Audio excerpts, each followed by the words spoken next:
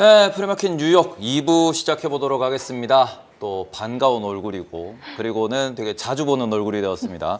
저희 한태현 메리츠증권 과장님 나와 계십니다. 어서 오세요. 예, 안녕하십니까. 네, 저희 그리고 민캐 김민 네. 캐스터 나와 계십니다. 어서 오세요. 안녕하세요. 네, 일단은 시장의 지금 현재 상황부터 조금 짚고 넘어가야 될 것 같습니다. 아까랑 별 다름은 없는 상황이지만 맵 한번 좀 이렇게 띄워주시면은 지금 오라클은 여전히 11%가량 이렇게 하락하는 모습을 보이고 있습니다. 그런데 갑자기 이제 녹색불이 들어오기 시작한 반가운 얼굴이 하나 있어요. 속보가 나왔다고요? 네, 일라이릴리 관련된 브레이킹 뉴스 하나 여러분들과 먼저 공유를 해보고 시작을 해보면 좋을 것 같습니다.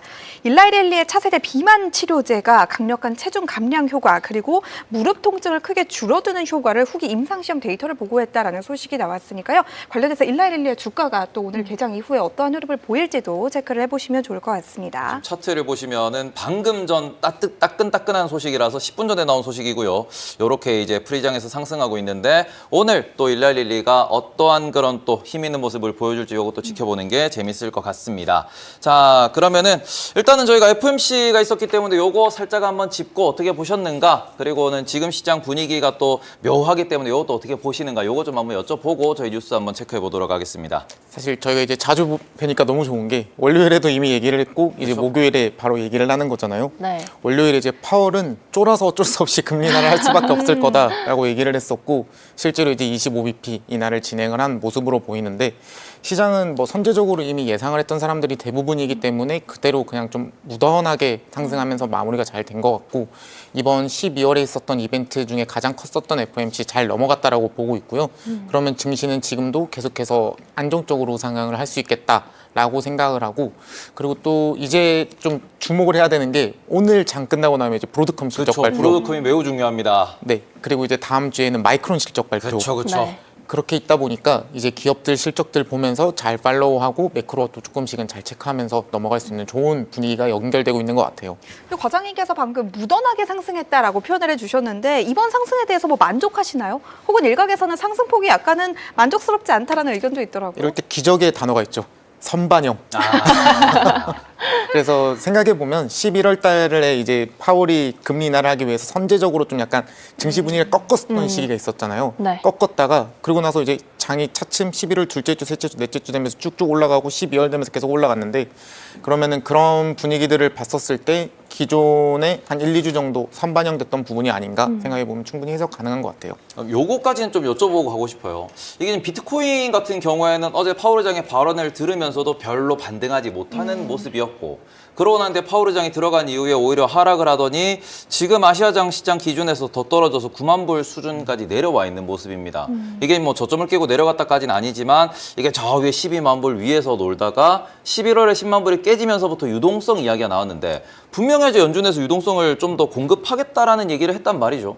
근데 그럼에도 불구하고 지금 뭔가 유동성 지표라고 볼 수 있는 이 코인 시장이 하락하는 부분은 저희가 뭐 신경을 안 써도 되는 걸까요? 사실 지금 코인 관련주에서는 조금 떨어져 있는 게 좋겠다라고 생각을 가지면 좋을 것 같고요. 그리고 또 코인이 왜 계속 이러한 모습이 나오냐라고 생각을 해보면 이게 모든 건 다 이제 수요와 공급에 맞춰지는데 이 공급이 수요가 획기적으로 늘어날 때가 언제냐면 빅 머니들이 들어올 때거든요. 그러면 은행이라던가 기관이라던가 공제라던가 공적 자금들이 이제 들어오면서 연금 같은 자산들이 들어올 때 이제 비트코인과 같은 금과 같은 자산들이 올라간다라고 생각을 해야 되는데 이번에 그 청산쇼가 너무 심하게 나오면서 네. 코인에 대한 시장 신뢰 자체가 너무 깨진 것 같아요. 그러다 보니까 원래 이 투자 자산으로 가지고 갈 때 가장 중요하게 보는 것 중에 하나가 얼마만큼 변동성을 가지고 있느냐. 근데 이렇게까지 변동성이 커져버리면은 포트폴리오에 크게 편입을 할 수가 없거든요. 그래서 그런 빅머니들의 이탈이 있었기 때문에 지금 코인 시장이 계속해서 조금 우하향하고 있는 모습을 보이고 있다고 생각을 하고, 그러면 이러한 패러다임을 뭔가 바꿔줘야 되는데 지금은 사실 은도 좋고 구류도 좋고 금도 좋은, 금이 조금 꺾이긴 했지만 그 좋은 상황이다 보니까 대체제가 비트랑 이더만 있는 상황이 아니라 다른 원자재들이 너무 좋아요.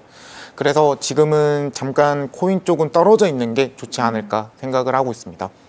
이제는 오히려 금이나 은, 특히 이제 은 차트를 많이들 이야기하는데 오히려 은을 더 봐야 된다라는 그런 의견으로 해석해도 될까요?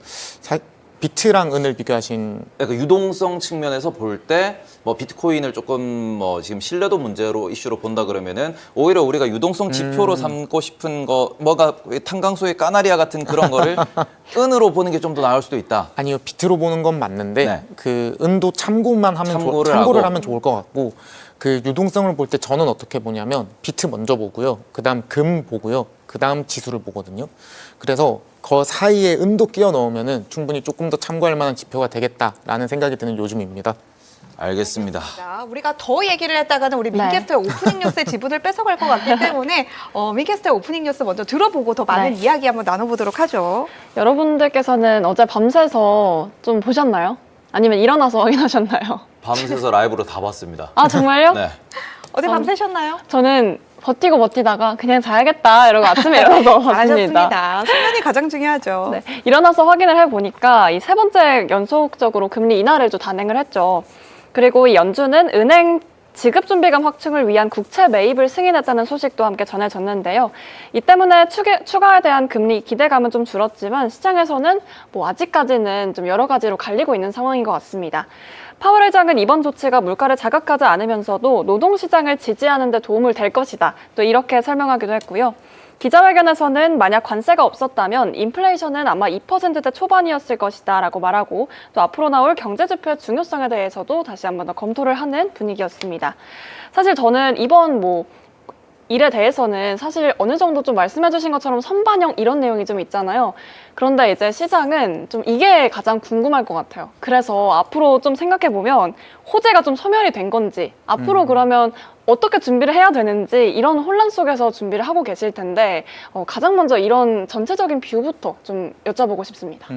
이런 매크로를 볼 때, 금리를 볼 때 가장 중요하게 봐야 되는 게 뭐냐라고 하시는 거잖아요. 내 투자 판단에 써야 되니까. 네. 그런데 중요하게 봐야 되는 거는 방향성과 속도를 봐야 되거든요. 네. 그래서 그걸 보여주는 게 점도표고요. 그래서 이번 점도표 봤을 때 내년에 뭐 한 번이나 한다라는 식으로 이제 점도표가 찍혀져 있는데 그런데 사실 시장은 아무도 그렇게 안 보고 있는 것 같아요. 그냥 좀 연준에서 너희 벌써부터 내가 뭐 4번이나 한다, 3번이나 한다 얘기하면은 벌써 또 다 선반영을 시켜버리니까 네. 그러지 않기 위해서 한 25bp나 하는 사람들이 많은 것처럼 보이고 있는데 일단 지금 방향성 자체가 그래도 올라가진 않잖아요. 떨어지곤 있어요. 근데 네. 떨어지는 게 한 번일지 두 번일지 세 번일지를 보는 거니까 일단 이번 이벤트는 잘 넘겼고 내년에도 중립금리 뭐 3.5, 3.25로 내려갈 텐데 네. 그러면은 얼마만큼 내려갈지에 대해서는 조금 고민을 가지는 건 분명히 맞지만 내려가는 건 맞다라는 상황에서 시장을 바라보고 그러면 증시 롱에 대한 뷰는 그대로 가져가고 그 대신 좀 이게 10년물이 아직 안 내려갔거든요. 네. 10년물이 높아요. 그 뜻이 뭐냐면 단기적으로 금리가 튈 때 변동성이 좀 세게 올 수도 있다. 그래서 특히 변동성이 예민한 종목들이 이제 중소형주들이 되는데 네. 중소형이 지금 계속 전고 뚫고 올라가고 있는 종목들이 많거든요. 그러면 그런 종목들 중에서 흔히 말하는 이 실적보다 과하게 퍼가 높은 기업들 그런 기업들은 조금은 조심해야 될 왜냐하면 만약에 저라도 지금 투자를 하고 있으면은 딱 차익 실현하기 좋은 구간이기도 하거든요. 그러면 그런 매물들이 나와서 어느 정도 매물대 잡고 내려간다라는 관점까지도 같이 보면 중소형주에서 뭐 어느 정도 지금 수익이 많이 난 종목은 어느 정도 차익 실현을 하고 그리고 또 대형주 위주로 플레이를 하되 뭐 약간 장기적으로 봤을 때는 우상향을 계속해서 바라볼 수 있을 만한 매크로 얘기들이 나왔으니 네. 그러면은 조금 더 증시를 더 롱으로 봐도 되겠다라고 생각이 되는 거죠. 이 12월 FOMC 회의에서 말씀해 주셨던 것처럼 내년에는 1회 금리 인하를 예상한다라는 내용이 나왔는데 지금 과장님께서는 1회보다 더 많은 횟수의 금리 인하가 있을 수 있다라고 이야기를 해주신 것 같거든요. 시장이 지금 아무도 1회라고 생각하지 않는 것 같아요. 네. 다 2회 아니면 3회로 보고 있는 것 같아요. 만약에 그 기조에서 기반을 해서 봤을 때 내년 1월 금리 인하 확률에 대해서는 우리가 지금 동결이 80% 가까이 올라와 있거든요. 내년 1월에도 금리 인하를 기대하는 거는 아직은 좀 시기상조겠죠? 이게 왜 그렇냐면 제가 좀 큰 그림을 같이 그려드려 보면 네. 내년에 진짜 중요한 일이 하나 있거든요. 어떤 일이죠? 11월 중간 선거입니다. 아, 네. 근데 중간 선거가 진짜 중요한데 그 중간 선거 때 트럼프의 이 공화당 쪽은 물가를 내가 어느 정도 잡고 있다는 걸 보여줘야 돼요. 네. 그 바이든이 트럼프한테 졌었던 가장 큰 이유가 물가 때문이거든요. 먹고 살기 힘든데 트럼프는 해결해 줄 거야 라는 생각이 드니까 그럼 이 관세라는 카드를 꺼내면서까지 트럼프가 해결해 줄 거야 라고 했는데 지금 못 잡고 있잖아요. 네. 문제거든요. 그럼 얘네가 선거 때에 맞춰서 금리 인하를 할 확률이 커요. 그래서 그때를 조금 보면 만약에 1회 인하다라고 하면 9월쯤 될 가능성도 있고 혹은 하반기가 될 가능성이 큰데 지금 봐야 되는 게 원래 물가 데이터 이제 다음 주부터 나오잖아요. 근데 뭐 기존에는 파업 때문에 데이터가 안 나오다 보니까 네. 진짜 고용이 어땠는지 뭐 파월은 봤을지 모르겠지만 실제로는 저희가 지금 못 봤단 말이죠. 그러면 이제 볼 수 있는 게 아마 11월 달 거는 10월 달 건 진짜 안 나왔을 것 같고 그럼 11월 달 거 나왔다고 하면 연준만 본 것 같고 그럼 이제 12월, 1월 물가 데이터에 맞춰서 이제 금리나 1월 달에 이제 진행이 되냐 안 되냐 얘가 나올 건데 PC 데이터 뭐 봤었을 때도 2.7, 2.8 이 정도 레벨로 나오고 있으면 연준 목표인 2% 못 간 거니까 그러면은 아직까지는 금리 인하를 바로 상반기 바로 하기에는 조금 어려울 것 같고 네. 그들의 이제 정치적 마인드까지 결합해서 봤었을 때에는 아마 상반기에 물가 좀 잡히는 모습 보면서 하반기에 이제 금리 인하를 하지 않을까라는 게 아마 그들의 생각일 것 같아요. 저는 큰 그림 속에서 물가 얘기가 나와서 고용 쪽으로도 사실 좀 얘기를 해보고 싶은데 고용 둔화에 대해서 좀 파월 의장이 나름 심각하게 받아들이고 있는 게 좀 확인이 됐잖아요. 이번에 특히 뭐 정도나 시기 같은 키워드를 중요시 하던데 그럼 경기 침체에 대한 우려도 지금쯤 좀 생각을 해봐야 될까요? 이게 고용에 대해서 계속해서 고민을 해보면은 그 리쇼어링을 한다고 했는데 생각보다 잘 안 된 부분 때문에 미국 네. 제조업이 잘 안 살아나고 있는 상황이에요. 그러다 보니까 제조업이 항상 베이스로 든든하게 받쳐줘야 그 나라 경기가 되게 강하게 올라가거든요. 네.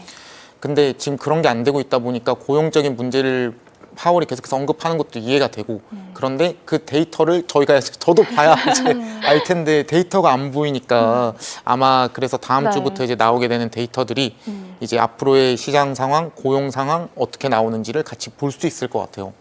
이 파월 의장이 고용 지표가 왜곡되거나 과장됐을 가능성이 있다라는 이야기를 했는데 그러면서도 노동시장에 대한 우려는 여전히 좀 표시를 하고 있잖아요. 우리가 앞으로 향후에 나오는 노동 데이터들, 고용 데이터들도 약간은 좀 과장 해석이 되는 그런 부분들까지 우리가 고려를 좀 해봐야 되는 부분일까요? 고려해야 되는 부분이 맞는 게 그 셧다운이 생각보다 좀 길어졌었기 때문에 뭐 어느 정도 시점과 시점에 언제를 기준으로 봤었을 때도 조금씩 달라질 수가 있고요. 네. 그리고 이게 중국이 진짜 많이 하던 행동이거든요. 데이터 조작이라던가 제가 그래서 중국 주식 투자를 안 하는데 네. 그러다 보니까 미국 데이터 같은 경우에는 그래도 중국보다는 조금 더 신뢰를 가지고 있는 데이터다 보니까 믿어야 되는 건 분명히 맞고 네. 거기서는 그 미국 데이터들은 그래도 진짜 다행인 게 그 의심, 의혹 이런 거는 정말 많지만 의혹이 정말 확정이 다로 넘어가는 경우는 거의 없다 보니까 그래서 실제로 데이터를 좀 왜곡됐다고 하더라도 지켜보고 판단을 할 수 있을 것 같습니다. 알겠습니다. 저는 여기 지금 기사에 나와 있는 것처럼 이런 얘기도 함께 오고 갔는데 이제 연준 관련해서 뭔가 이렇게 우두머리가 바뀌는 이제 싸움이 시작이 되잖아요. 진짜 오랜만에 들어봐요. 네. 우두머리. 네, 우두머리 좋습니다. 네. 근데 이제 케빈 햇셋이 가장 유력하다라고 시장은 반응을 주고 있지만 여기 나와 있는 것처럼 케빈 워시도 사실 그중 올라있는 인물 중에 한 명이거든요. 근데 트럼프 대통령이 나는 금리에 대해서 솔직한 사람을 찾고 있다라고 한다면 케빈 햇셋은 약간 나는 상황에 따라서 조절하겠다라고 한다면 워시도 좀 가능성이 있게 혹시 보시는지 궁금합니다. 이게 시장이 가장 좋아하는 상황이 뭐냐면 그 예측대로 갈 때. 그래서 불확실성이 없을 때. 불확실성이 없고 그래서 워시가 만약에 되는 게 오히려 좀 더 이게 시장이 악재일 수 있어요. 네. 왜냐하면 뭐 당연히 트럼프 앞에서는 금리 인하 하겠습니다. 저 꼭 하겠습니다라고 말하겠지만 실제로 지금까지는 그렇게 행동했던 사람이 아니거든요. 그러다 보니까 시장이 오히려 더 걱정을 할 수도 있는 부분이 생기는 거기 때문에 불확실성이 해소되는 측면으로 봤었을 때에는 안 되는 게 시장에는 호재다. 그래서 예측대로 가는 게 호재다. 네. 라고 보시면 좋을 것 같아요. 알겠습니다. AI에 대한 이야기도 한번 좀 해보고 싶은데 파월 의장도 AI에 대한 이야기를 남겼습니다. 내년에 AI로 인해서 미국 경제가 성장할 것이다. AI로 인한 고용 시장의 향방이 금리 결정에 영향을 미칠 정도는 아직 아니다. 그런데 이전에는 파월 의장이 AI로 인해서 신규 고용 창출이 제한된다라고 말한 적도 있는데 우리가 AI에 대한 거시경제적인 차원에서의 분석을 이번 11월 FOMC 회의 이후에 한 번쯤 해보면 좋을 것 같습니다. 고용 시장에 뭐 어떤 영향을 미치게 되겠죠? 그게 오늘인 거죠. 네. 이게 왜 그런 얘기가 나오냐면요. AI가 고도화가 되고 일이 효율성이 올라가면 반도체 회사도 그렇고 대부분의 AI 회사들이 굉장히 좋은 게 맞아요. 근데 이게 되게 역설적이게 부익부 빈익빈을 가속화시키거든요. 그래서 AI들이 지금 대체로 대체하는 업무들이 생각보다 고성능 고반복 일들이 아니라 그 저성능 고반복의 일들을 많이 대체하고 있는 부분이 있거든요. 네. 그러면 그렇게 됐었을 때 진짜 하청 노동자들 그리고 또 밑에 있는 그 노동자들 입장에서는 오히려 일자리가 더 없어지고 힘들어지는 게 분명히 맞는 거죠. 저희가 뭐 예를 들어 지하철이라던가 뭐 이런 청소해 주시는 여사님들을 가끔씩 가다 보면은 옛날에는 진짜 다 밀대 들고 하던 거를 이제는 로봇을 통해서 하게 되면 맞아요. 그럼 이제 로봇을 타고 하면 옛날에는 10명이 하던 걸 이제 1명이 할 수 있게 이런 식으로 바뀌는 거잖아요. 그러다 보니까 고용이 줄어든다라고 말하는 것도 분명히 맞는 얘기고, 그리고 AI 덕분에 또 미국 경제가 성장한다라고 말하는 것도 맞는 말이에요. 그래서 앞으로 AI 때문에 고용이 어떻게 됐다라는 개념보다는 아마도 그 리쇼어링으로 인해 미국 내 반도체 혹은 미국 내 일자리가 늘어날지 안 늘어날지 이 부분을 조금 더 보면 좋을 것 같아요. 그래서 지금으로 봤었을 때에는 조금 돌아가는 기업들이 잘 없고 오히려 한국이나 일본 기업들의 약간 소위 말해 삥을 뜯어서 그래서 지금 일자리를 늘리고 있는 모습이 나오고 있거든요. 그 뭐 그냥 편안한 예시 중에 하나로 기아 자동차가 그 미국 내 이제 미국 내 진출을 해서 공장을 하고 있잖아요. 네. 근데 그 공장이 그 한 스테이트를 먹여 살리고 있다라는 얘기가 나올 정도로 일자리를 되게 많이 창출을 하거든요. 그리고 저만 하더라도 제가 고향이 울산인데 네. 울산은 그냥 현대의 도시. 울산은 정주영 왕 회장님 덕분에 이제 먹고 사는 그런 도시라고 생각을 해보면은 진짜 현대라는 기업 하나 때문에 그 100만 명이 넘는 사람들이 거의 먹고 산다라고 봐도 틀리지 않거든요. 그래서 그런 것처럼 현대보다 훨씬 큰 기업들이 많은 게 미국 시장이다 보니까 그런 기업들이 조금이라도 더 들어가고, 그리고 인텔도 지금 조금 살아나고 있잖아요. 그러면 그 인텔이 지금 뭐 가지고 있는 직원 수가 뭐 8만 명이었던 걸로 기억을 하고 있는데, 그럼 그 8만 명 되는 그 직원들을 먹여 살 수 있는 기업들이 하나 둘 미국으로 돌아가다 보면은 그런 상황에서 이제 고용이 조금 더 좋아지고 일자리가 좋아지고 미국은 더 초강대국이 되겠죠. 근데 그 일자리에 대해 가지고 이게 최근이죠. 어저께인가 그저께인가 나왔는데 구글의 순다 피차이 CEO가 그렇게 얘기했습니다. AI가 일자리를 침범하는 거 맞다. 사회적 현상이다. 근데 그거는 일반인이 겪어야 되는 어쩔 수 없는 현상이다라는 약간 이렇게 좀 위험할 수도 있는 적응을 해야 되는 사건이다라고 이런 식으로 얘기를 했단 말이죠. 그러면 지금 저희가 생각을 해볼 만한 부분은 저희 자리도 언제든 AI로 대체될 수 있다 네. 항상 얘기하잖아요. 저는 일반인이 아닙니다. 아, 일반인이 아니고 네, 걱정하지 전제가 않는다. 잘못됐습니다. 네. 근데 왜냐 그럴 수 그러면 있죠. 이게 앞서서도 말씀해 주셨지만 예를 들어 가지고 기차가 나오고는 마부라는 직업이 다 없어졌어요. 우리가 뭐 지금도 아까도 로봇 얘기해 주셨지만 점점 인력이 대체되고 있는 거는 어쩔 수 없는 사회적 흐름은 맞는데, 과연 이번에 AI의 로봇까지 나왔을 때는 정말 많은 일자리가 줄어들 것 같다라고 이야기가 나오고, 네. 그러면은 그 정말 많은 일자리가 무언가로 대체가 될 텐데, 그럼 대체가 될 만한 그런 거는 뭐 있을까요? 이렇게 직업군 같은 게 저희가 생각해 볼 때? 당장 어제만 하더라도 그 우버가 이제 파업을 했잖아요. 네. 그 파업을 한 이유가 이제 로봇택시 때문인데, 그러면 로봇택시 관련해서 택시 기사들이 이제 전부 다 대체가 되는. 네. 그러면 이제 정말 막 미국 여행 가보고 막 이러면 아마 다들 느끼실 텐데 우버를 진짜 많이 써요. 실제로 이제 그럼 일반 운전하시는 분들이 자기 차 가지고 그냥 투잡, 쓰리잡 개념으로 이제 일을 하는 거잖아요. 그럼 그런 일자리들이 전부 다 대체가 된다라는 거죠.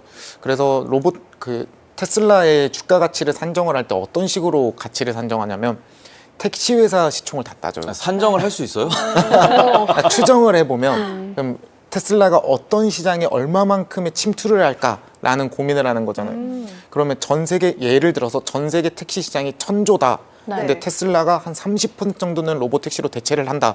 그러면 300조 정도의 가치는 테슬라를 볼 수 있다. 이런 식으로 계산을 하거든요. 네.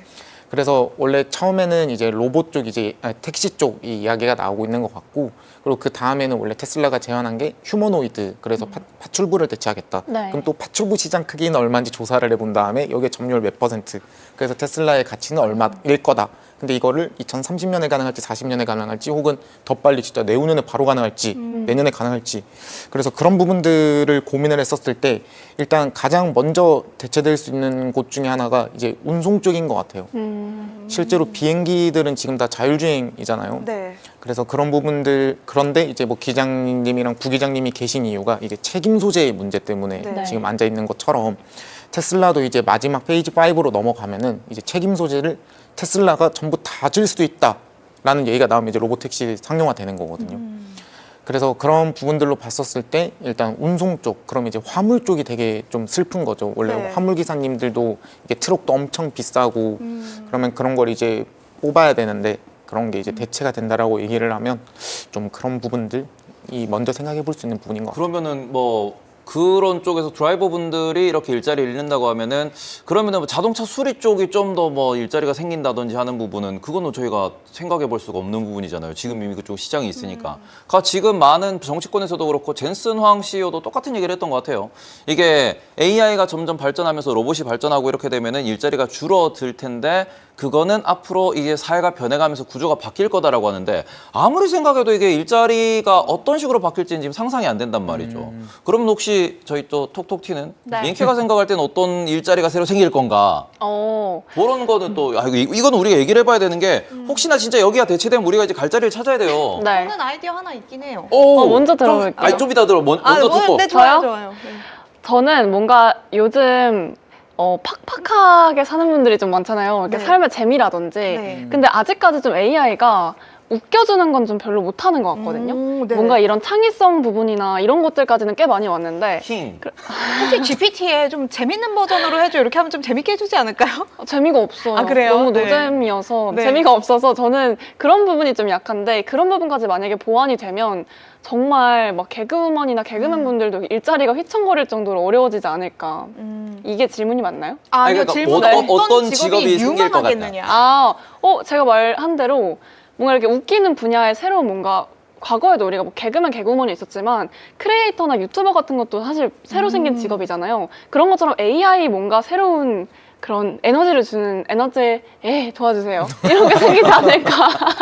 그러니까 약간 네. 그 우리 MBTI의 TF로 네, 나눠봤을 네, 네. 때 T적인 거는 AI가 AI가 해줄 수 있지만 이 감정적인 아직 잘 F의 못하는 것 측면은 지금 AI가 못 해준다는 뜻 같은데 제가 생각했던 두 가지 중에 하나는 맞았어요. 저도 유튜버를 생각했거든요. 네. 그러니까 유튜브처럼 그러니까 사람들이 무언가 재미를 찾고 그쵸. 흥미를 찾는 요인은 AI가 완전히 대체할 수 없을 거라고 생각했고 두 번째 유망한 직업은 AI를 훈련시키는 AI를 만들어내는 직종은 오히려 더 유망해지지 않을까 싶어요. 그러니까 예를 들면은 뭐 GPT, 네. 뭐 제미나이를 계속해서 발전시킬 거 아니에요. 예를 들면 지금 있는 이 레벨의 제미나이와 GPT가 계속 유지되지는 않을 거잖아요. 네네. 더 나은 버전의, 더 어퍼 레벨의 그 AI를 만들어내기 위해서는 분명히 거기도 인력이 일단은 들어갈 거란 말이죠. 방금 말씀하신 거에서 좀 아이디어를 얻었는데 우리가 어떤 프롬프트를 쓰냐에 따라서 사실 AI에 대한 이 산출물이 되게 다르잖아요. 그 퀄리티를 높여줄 수 있는 프롬프트를 만들어줄 수 있는 사람의 직업도 좀 생기지 않을까 이런 제가 생각도 말한 거랑 듭니다. 똑같은 게 맞아요.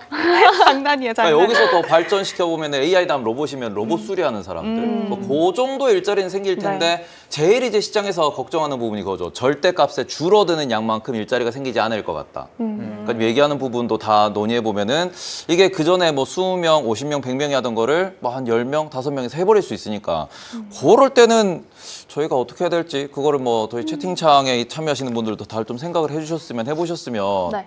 아니 저는 이거 되게 심각한 문제라고 생각을 하거든요. 뭘 먹고 살아야 돼요. 저는 그 기사에서 그거를 외신 헤드라인에서 그거를 본 게 되게 재밌었던 게 AI가 경력자들에게는 도움이 되지만 초보자들에게는 도움이 되지 않는다. 그러니까 AI가 이미 그 업계 자리를 잡은 사람들에게는 더 그 일을 편안하게 할 수 있는 길이 되지만 네. 초보자들에게는 경험을 쌓을 수 있는 길을 제한하는 결과가 될 수도 있고 또 AI가 초보자들은 너무 대체하기가 쉽기 때문에 결국 이게 AI가 인력을 완전히 대체한다라는 그런 순서가 아니라 AI가 누군가를 대체하게 된다. 누군가는 그 안에서도 AI가 네. 공존하면서도 잘 살아남는 것이고, 그러니까 우리도 뭐 AI가 못하는 거를 우리가 뭐 결국은 해야겠죠.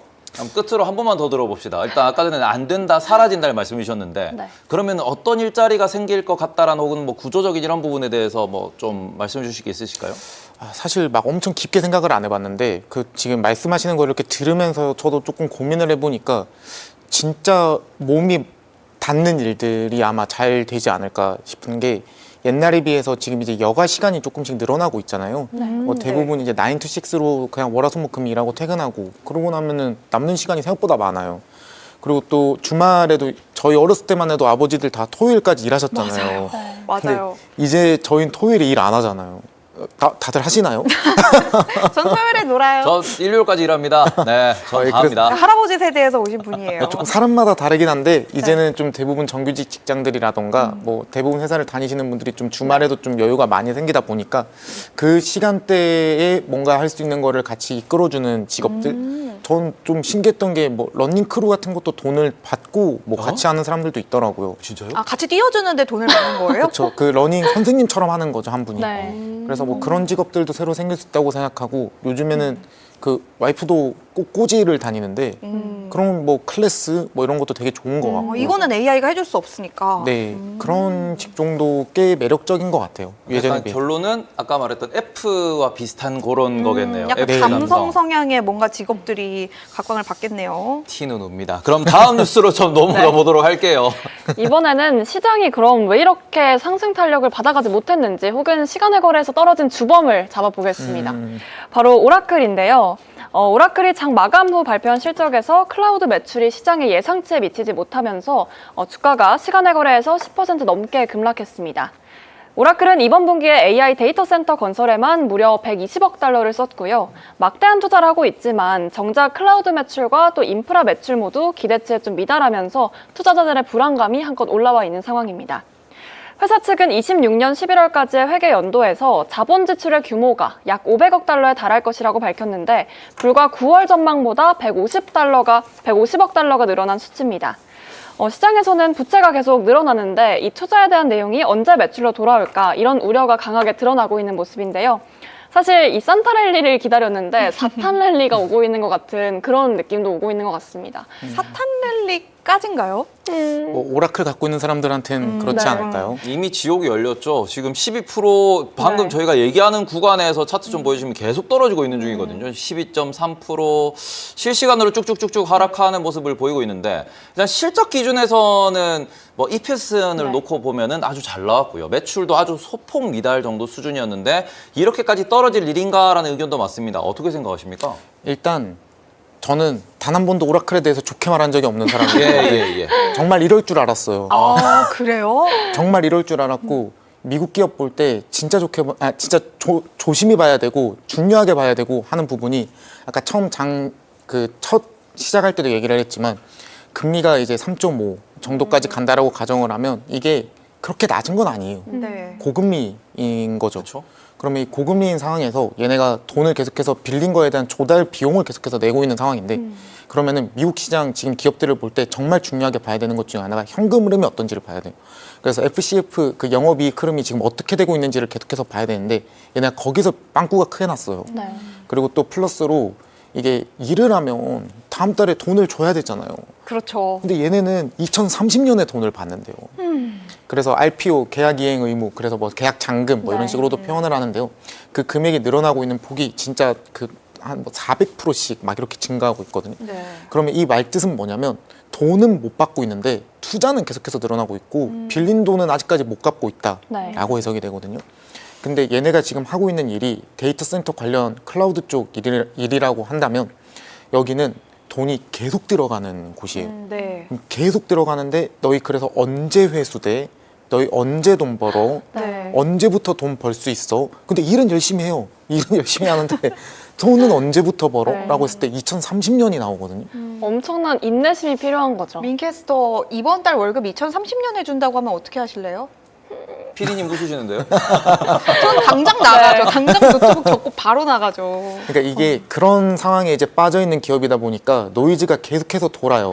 그런 노이즈가 돌고 있는 기업은 조심하는 게 낫습니다. 네. 그래서 지금 제가 오늘 아침에도 그 실적을 이제 보는데 보고 나서 이제 고객분들한테 이제 아침에 연락이 오죠. 뭐 주간장에 담아요? 한 가장 사요? 네. 이렇게 와요. 그러면은 아닙니다. 기다리셔야 합니다. 이거는 그 노이즈가 왜 제가 이렇게까지 좀 세게 말하냐면 얘네가 지금 올라간 게 얘네가 지금 떨어진 게 이제 상승분 반납이거든요. 네. 네. 그러면은 아, 더 지금 갈 길이 많이 남았다는 거네요. 그쵸. 이제 상승분만 반납했을 뿐이에요. 요 차트를 보시면은 지금 현 주가 위치가 여기거든요. 그러니까 최근에 11월에 바닥 찍고 올라간 부분을 뱉어냈다라고 해석을 하시는 거죠, 지금. 저기 지금 차트가 일봉인가요? 시봉입니다. 여기가 11월 바닥이었어요. 시봉이요? 네. 4시간? 네. 일봉으로 보여드릴게요. 네, 일봉으로. 아, 네. 네. 그러면은 저때 이제 차트가 이제 급등했잖아요. 저 급등한 저거에서 이제 조금 내려간 거예요. 네. 그러니까 그러면은 원래 저 때가 이제 RPO가 엄청나게 쌓여 있고 매출액이 미친 듯이 폭증했으니까 그럼 매출액 폭증한 거에 대해서 얘네가 돈 많이 벌고 엄청나게 잘 되겠네 라고 생각해서 올라간 거 이제 반납한 거라고요. 그런 식으로 보면은 이제 해봤자 한 분기 정도밖에 안 지켜본 상황인데도 네. 이 정도의 변동성을 가지고 있고 이제 시작이다라는 관점으로 보면은 이거는 계속해서 비용 문제가 나올 수밖에 없고 다음 실적 발표, 다다음 실적 발표 딱 계산해보면 똑같잖아요. 너 언제부터 돈 벌어? 저희 지금은 너희 언제부터 돈 2030년에요. 벌어?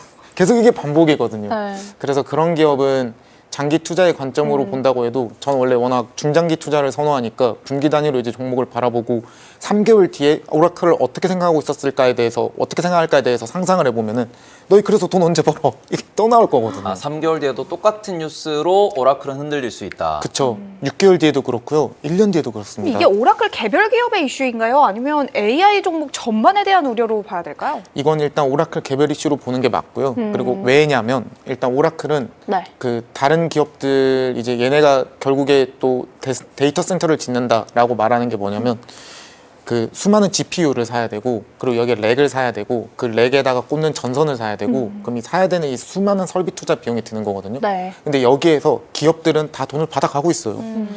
그 캐펙스의 지출에 사용하는 돈들을 기업들한테 얘가 나중에 줄게 이런 모습들이 안 보이고 그리고 뭐 엔비디아에서도 원래 RPO가 조금 늘어났다 DSO 기간 늘어나가지고 이제 옛날에는 3달 만에 받던 돈 6개월 동안 뭐 받게 되고 뭐 이런 일들이 있는데 네. 그게 뭐 오라클에서 온 건지 어디서 온 건지는 정확하진 않지만 아마 오라클일 거라고 사람들이 예측해 본다라고 했었을 때 그 돈을 못 받았다라고 말하는 데가 지금은 엔비디아밖에 안 보이거든요. 그 말고 이제 다른 기업들은 좀 문제가 없는 걸로 보이고 다만 지금 딱 걱정인 거는 2030년에 돈을 줘야 되는 주체가 이제 오픈 AI일 텐데 오픈 AI가 돈을 못 줄 때가 이제 문제가 생기는 네. 거란 말이죠. 그러면은 그 시점이 사실 근데 내일도 아니고 모레도 아니고 1년 뒤도 아니고 2030년이다 보니까 네. 그때까지는 그 계약금 줄게가 가능하거든요. 그래서 그때까지 조금 더 지켜봐야 되는 부분이 분명히 있고 이거랑 전혀 반대인 상황이 지금 구글이잖아요. 그래서 현금 흐름 좋고 지금 네. 가지고 있는 돈도 많고 그리고 데이터 센터에 돈 계속해서 투자할 거 얘는 남의 거 빼와서 빌려와서 투자하는데 구글은 내 돈으로 내가 직접 투자할게가 가능한 기업이거든요. 그러면은 지금 미국 기업을 볼 때 좋은 기업이 더 갈 거냐 안 좋은 기업이 다시 올라올 거냐의 싸움인 건데 오히려 좋은 기업에 투자하고 있는 게 훨씬 더 마음이 편하고 좋은 투자 마음가짐이 되실 겁니다. 알겠습니다. 그러면 사실 기술주 밸류에이션 우려가 좀 어쨌든 다시 수면 위로 좀 올라와 있다는 건데 지금 이렇게 시장에서 방울방울 식은땀을 흘리고 있는 종목이 있을 것 같아요. 오늘 실적 발표를 하는 브로드컴이 좀 기다리고 있잖아요. 시장의 이런 전체적인 흐름에도 좀 영향을 줄까요? 엄청 주죠.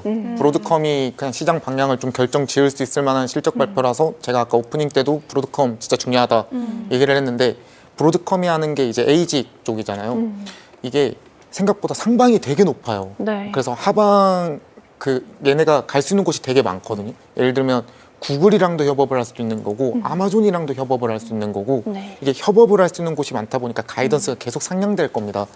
왜냐하면 그 단독 GPU만 사용할 때보다 구글이 TPU랑 같이 사용을 했었을 때 전력량이 줄어들고 효율이 좋아지고 단순 추론적인 측면으로 봤을 땐 GPU보다 높은 성능을 나오는 부분이 나왔기 때문에 근데 그 와중에 비용은 절감하고 있는 걸 구글이 직접 보여줬기 때문에 그리고 또 그 관련 기업이 브로드컴이었다면 다른 빅7들이 이제 침 흘리고 있는 거죠. 나도 브로드컴이랑 해보고 싶어 네. 이런 생각이 드는 거죠. 그래서 그런 관점으로 봤었을 때 사실 브로드컴이 실적이 지금 당장 꺾인다 이거는 조금 어려울 것 같고요. 그러면 제가 이번 주에 이제 오라클 실적 발표 그리고 FOMC 그리고 브로드컴 이 세 가지가 키라고 생각을 하고 있었는데 뭐 FOMC는 지금 생각했던 대로 그대로 갔어요. 네. 그리고 오라클은 생각했던 대로 그대로 갔어요. 자, 그럼 브로드컴에 대한 생각은 어떻습니까? 차트 좀 보여주시죠. 지금 차트가 신고가의 영역에 있는 상황이기 때문에 네. 지금 여기서 생각대로면 신고가를 뚫고 올라간다라고 보시는 건가요? 예. 이 카메라는 안 잡혔지만 저희한테 아주 강한 긍정을 표현을 해주셨습니다. 예. 다시 한번 카메라 보고 하시죠. 다 같이 한번 그래서 해볼까요? 일부러 이렇게. 이렇게 단독 원샷으로. 네. 알겠습니다. 브로드컴 같은 경우는 근데 항상 따라 붙는 게 밸류에이션이 비싸다라는 선반영이 많이 되어 있다라는 이 부분은 조금 많이 부담스러운 상황이거든요.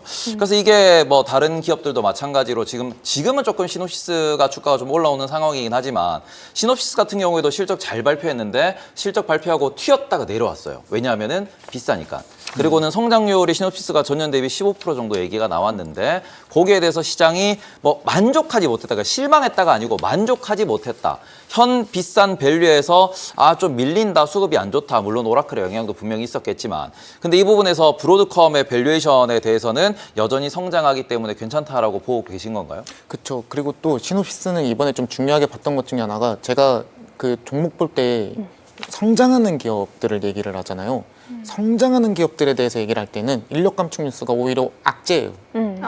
네. 왜냐하면 너희 뭐 효율화가 아닐걸? 약간 이런 생각이 들거든요. 뭔가 네. 사업하다 망해서 이 부분 없애버린다라는 개념이 더 있고 만약에 뭐 웨스턴 디지털 아까 실적 발표 그 종목 관련해서 얘기를 주셨는데 웨스턴 디지털 같은 기업이 인력 감축한다고 말하면 그건 호재가 맞아요. 왜냐하면 옛날에는 메모리 반도체 100명이서 보던 거 이제 한두 명이서 그 테러단에서 나온 AT 같은 거 써가지고 이제 반도체 테스터 장비가 조금 더 좋은 게 들어왔으니까 그럼 그걸 통해서 인력 감축을 하겠다. 그래서 그 뭐 99명에 대한 인력비를 줄이고 그걸 기계로 대체하겠다. 그럼 이건 호재가 맞아요. 네. 그런데 이런 성장을 하고 있는 기업이 인력 감축한다라는 얘기가 나오면은 이거 다음 가이던스 좀 꺾이나? 뭔가 사업 하려고 하다가 뭔가 좀 접은 게 있나? 라는 생각이 먼저 들거든요. 그래서 시놉시스는 오히려 그런 관점으로 보고 있고요. 그 아까 말씀하신 것 중에서 핵심 내용 중에 하나, 이제 밸류에이션 상단에 붙어 있어서 고평가라고 보고 있는 종목들이 계속해서 올라갈 수도 있을까라는 게 항상 같이 보는 것 중에 하나가 주가의 기울기보다 EPS의 기울기가 더 가파른 종목들은 더 간다라고 생각하거든요. 근데 지금 브로드컴 같은 경우에는 이번에 EPS가 조금 더 가파르게 올라가고 있다라고 보고 있기 때문에 브로드컴 같은 종목은 좋게 바라보고 있는 거고 아까 또 추가적으로 종목 언급해 주셨던 게 이제 웨스턴 디지털 아까 앵커님, 아나운서님, 구윤을 캐스터. 네. 캐스터님이 이제 아까 언급을 주셨는데 제가 원래 저희 방송 나와가지고 웨스턴 디지털랑 샌디스크 얘기 진짜 많이 했거든요. 네. 그래가지고 그때 이제 100불 언더였는데 지금 이제 웨스턴 디지털 한 180불 갔고 그리고 샌디스크도 한 230불 갔고 근데 이런 상황들이 왜 벌어지고 있는지를 계속해서 생각을 해보면은 원래는 무조건 연산 베이스였어요. 네. AI라고 하면 뭘 봐야 되냐? 연산. 그럼 연산이라고 말하면 엔비디아의 GPU, 구글의 TPU 이렇게 연산 추론 역량만 보고 있었는데 이제는 메모리 쪽을 봐야 되는 게 분명히 맞다라고 생각을 하고 있고요. 지금 이런 종목도 이제 브로드컴이랑 딱 똑같거든요. 이 밸류 상단에 붙어 올라가는 기업들. 네. 그런데 아까 오늘 발표된 자료만 보더라도 아까 얘기했었을 때 그 마진율이 되게 종이를 잃어버렸는데 마진율이 되게 높아졌다는 얘기가 나와요. 네. 그러면 원래 웨스턴 디지털이나 시게이트, 도시바 같이 하드디스크 만드는 기업들 같은 경우에 원래 영업이익률이 15% 정도 수준이었는데 이번에 44%까지 올라갔거든요. 이게 어떤 상황 때문에 벌어지는 거냐면 D램, 낸드, 하드디스크, SSD 이 네 가지 저장 장치들이 가격이 폭등했어요. 근데 이게 한번 공급 쇼티지가 터지고 나면은 다시 맞춰지는데 1년 보거든요. 그러면 2026년 말까지 메모리 반도체 쇼티지는 지속될 거다. 그래서 샌디스크라던가 웨스턴 디지털, 시게이트, 도시바 근데 도시바는 일본 기업이라서 빼고 그럼 그 세 가지 기업 그리고 플러스로 마이크론 같은 기업들 이런 기업들은 계속 밸류 상단 붙어서 올라간다라고 보는 거고 그리고 아까 말씀 주신 브로드컴 같은 경우에도 밸류 상단 붙어서 올라간다고 보는 거죠. 그래서 뭐 기술적 분석을 좋아하시는 분들 같은 경우에는 이제 어느 정도 볼린저 상단 쳤으니까 뭐 털고 다시 재진입 각을 보고 이렇게 하시는 분들도 분명히 계신데 저 같은 경우에는 좀 중장기 투자를 선호를 하고 있고 그리고 또 밸류 기준으로 좀 주식을 많이 보다 보니까 차트는 진짜 참고만 하는 편이고 네. 그럼 추가적으로 가장 중요하게 보는 게 실적이고 가이던스인데 지금 같은 경우에는 브로드컴이 꺾일 이유가 딱히 안 보여요. 웨스턴 디지털 같이 이제 메모리 반도체 섹터들도 꺾일 이유가 딱히 안 보여서 이런 종목들은 계속해서 제가 생각하는 제 기준에 좋은 기업들 오라클은 나쁜 기업이고 웨스턴 디지털, 브로드컴 네. 이런 기업들은 좋은 기업. 저의 현금 기준은 흐름이 그렇습니다. 좋고 EPS랑 매출이 꾸준히 늘어난다라고 하면은 그걸 밸류를 계속 쳐올릴 수 있다라는 부분에서 맞습니다. 그리고 오늘 국내에서도 이제 메모리 말씀해 주셨는데 국내에서도 되게 유명한 분이죠. 그 노근창 센터장님이라고 메모리 관련돼 가지고 내년 슈퍼사이클 온다라는 보고서도 나왔기 때문에 그게 이제 마이크론에도 해당될 거고 삼성전자, 하이닉스 확대하면 웨스턴 디지털과 같은 이런 기업들에 대해서 전반적으로 다 저희 긍정적인 얘기들이 미국에서 우리나라에서 일본에서 대만에서 보고서가 쏟아져 나오고 있는 시기다 보니까 이 부분을 좀 더 참고를 해보시는 것도 좋을 것 같다라고 말씀을 드릴 수 있을 것 같아요. 그래서 결론은 브로드컴 실적 발표 잘 기대해보자. 네. 오라클은 요렇게. 안 좋은 기업이다. 12월 떨어질 줄 FMC는 알았다. 잘 될 줄 알았다. 뭐 이런 정도로 정리를 해보면 되겠네요. 12월 빅 이벤트들이 다 나왔습니다. 알겠습니다. 다음 이슈로 한번 넘어가 보도록 할게요. 이번에는 엔비디아 그리고 뭐 중국 수출에 대한 칩 얘기를 잠깐 해보려고 합니다. 중국의 딥시크가 미국 수출 금지 대상인 엔비디아의 최신 칩 블랙웰 수천 개를 몰래 들여와서 다음 세대 AI 모델을 새롭게 개발하고 있다라는 보도가 함께 나왔죠. 딥시크가 사용한 방식이 조금 교묘한데 먼저 동남아시아 같은 제3국 데이터 센터의 칩을 정식으로 설치합니다. 이렇게 하면 엔비디아나 장비 공급업체의 검사도 이렇게 정상적으로 통과할 수 있게 되는데요. 그 다음 서버를 부품 단위로 쪼갠 뒤 여행 가방에 넣어 중국으로 반입하는 방식으로 현재 이뤄지고 있다고 합니다.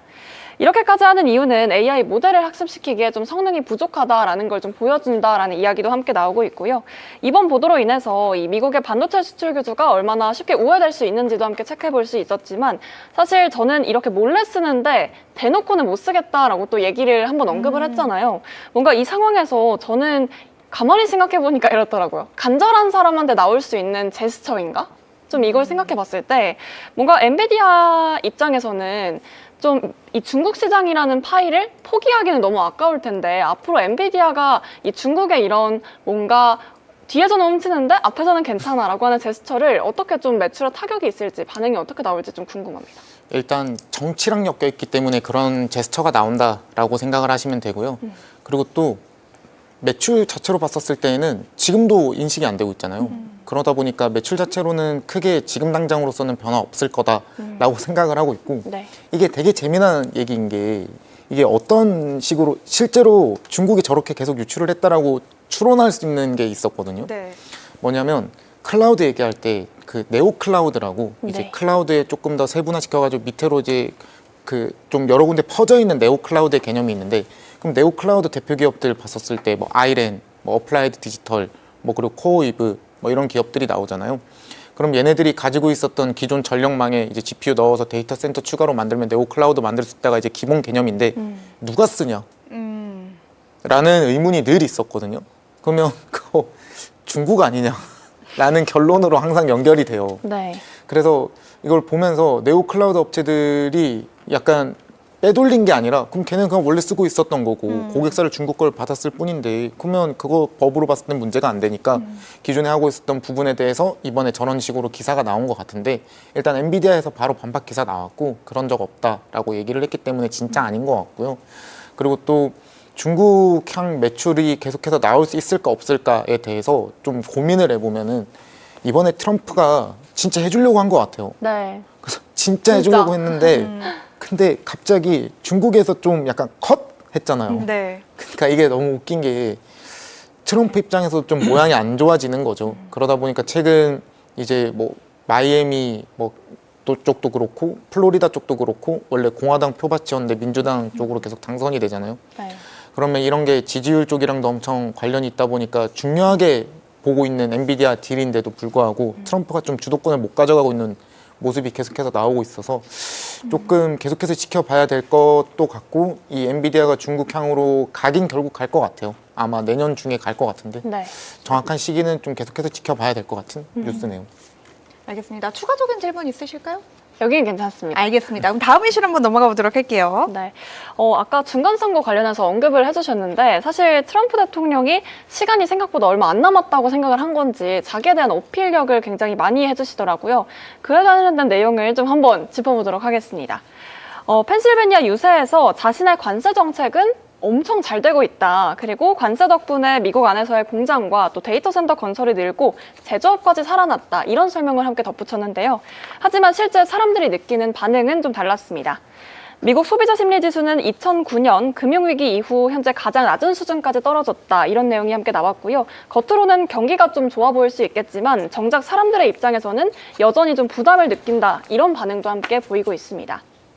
트럼프 행정부도 농산물 면제 관세나 또 자동차 가격 인하 같은 여러 가지 대책을 함께 내놓고 있지만 이민 문제나 전쟁 같은 큰 이슈들에 가려져서 유권자들에게는 좀 전달이 안 되고 있는 상황인 것 같은데 뭔가 이 중간 선거를 앞두고 자신의 이런 의견들을 막 피력하는 과정에서 좀 미국의 70% 정도를 차지하는 민간 소비가 무너질 수 있는 가능성에 대해서도 함께 이야기 나눠보고 싶습니다.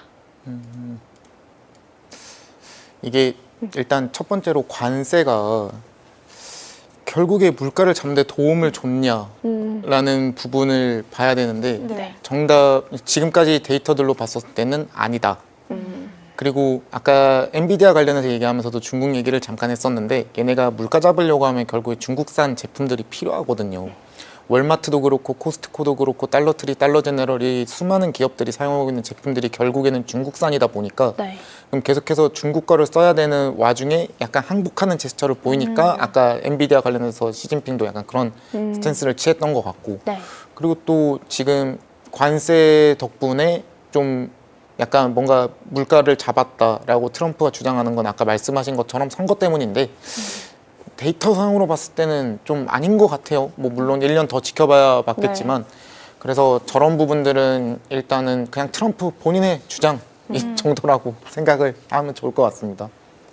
일단 지금 최근에 관세랑 인플레에 대해 가지고 그런 일도 있었어요. 트럼프가 11월이었죠. 식료품에 대한 관세를 면제한다.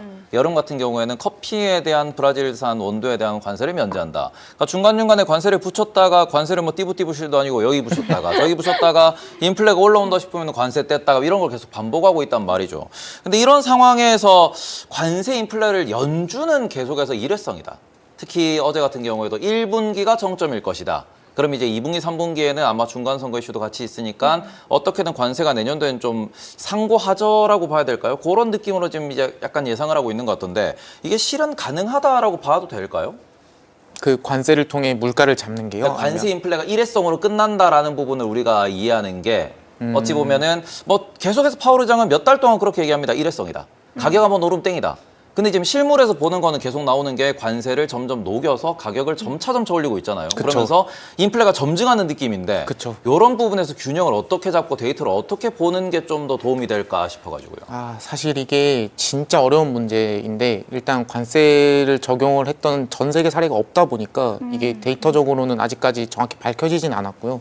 이건 진짜 순전히 제 의견인데 관세가 일회성이 아닐 것 같고 네. 그리고 그 아닌 그 와중에 원래 봐야 되는 데이터가 사실 부동산 같은 경우만 하더라도 이제 CPI 볼 때도 CPI, 코어 CPI 따로 보고 집세 들어가 있는 영역, 안 들어가 있는 영역 따로 보지만 실제로 집세 관련해서도 한 번 올라간 집값은 잘 떨어지지가 않잖아요. 그렇죠. 실제로 저희 방송을 보고 계신 수많은 강남 건물주분들이 계실 텐데 근데 이 건물을 가지고 계신 분들이 함부로 임대료를 내리지 않아요. 임대료 내리면 다 나가는데 안 나가고 그냥 다 임대 밖에 붙여놓고 있잖아요. 그러면 그런 상황들을 봤었을 때에도 집세도 똑같이 올라가면 안 떨어지고요. 웬만한 음식 그리고 에너지, 에너지는 좀 변동성이 있긴. 네. 뭐 음식이라던가 의류라던가 이렇게 한 번 올라가면 떨어지는 게 정말 어려워요. 그래서 아마 파월이 말한 일회성이라고 말하는 거는 한 번 올리고 나면 어느 정도 안정화가 될 테니 다시 떨어지지 않으니 그러면 그걸 일회성 아마 관세라고 얘기를 했었던 것 같고요. 그리고 또 트럼프는 트럼프는 이것 덕분에 물가를 잡았다라고 말하는 거 아직 데이터로 확인되는 게 없어서 그건 좀 아닌 것 같고 그리고 또 저는 여기에서 한 가지 더 추가하고 싶은 게 관세로 정말 혜택을 많이 본 기업 하나가 있거든요. 미국 기업입니다. 관세로요? 지금 최근에 20개입니다. 뭔가요? 최근에 오른 종목은 오늘 얘기한 종목입니다. 제가 말한 거 아니에요. 얘기한 종목 중에서요? 뭘까요? 웨스턴 아니요, 제가 얘기한 게 아니라 진짜 관세로 효과를 많이 본 기업이 저는 일라릴리라고 생각하거든요. 왜냐하면은 걔네가 GLP-1에서 너무 독보적인 거를 가지고 있는 것도 분명히 맞고 이제 네. 경구형 비만약으로 넘어가면서 오르포글리포론 관련해서도 걔네가 1등인 것도 분명히 맞는데 얘네가 결국에 시장의 기업 밸류를 누구 걸 뺏어왔는지를 봐야 되는데 네. 노보노디스크 거 뺏어왔잖아요. 그렇죠. 그럼 노보노디스크 위고비에는 관세 100% 때려버린다라고 얘기를 해버리면서 그리고 자국 기업인 일라릴리의 마운자로 계속 마운저로 네, 계속 올려줬잖아요. 실제로 지금 미국에서는 일라릴리가 100% 점유율이라는 그런 우스갯소리까지 나올 만큼 점유율이 많이 관세 때문에 그렇게 됐다고 해석할 수 있겠군요. 그래서 뭐 당연히 뭐 마운저로가 뭐 더 좋았다 뭐 이런 부분도 분명히 볼 수는 있겠지만 미국이도 그렇고 그렇게 막 정말 막 그렇게 극단적으로 떨어지는 건 아니거든요. 네. 근데 그런 부분을 관세를 통해서 다른 나라의 최고의 기업을 이제 박살을 내면서 시가총액을 뺏어온 케이스죠.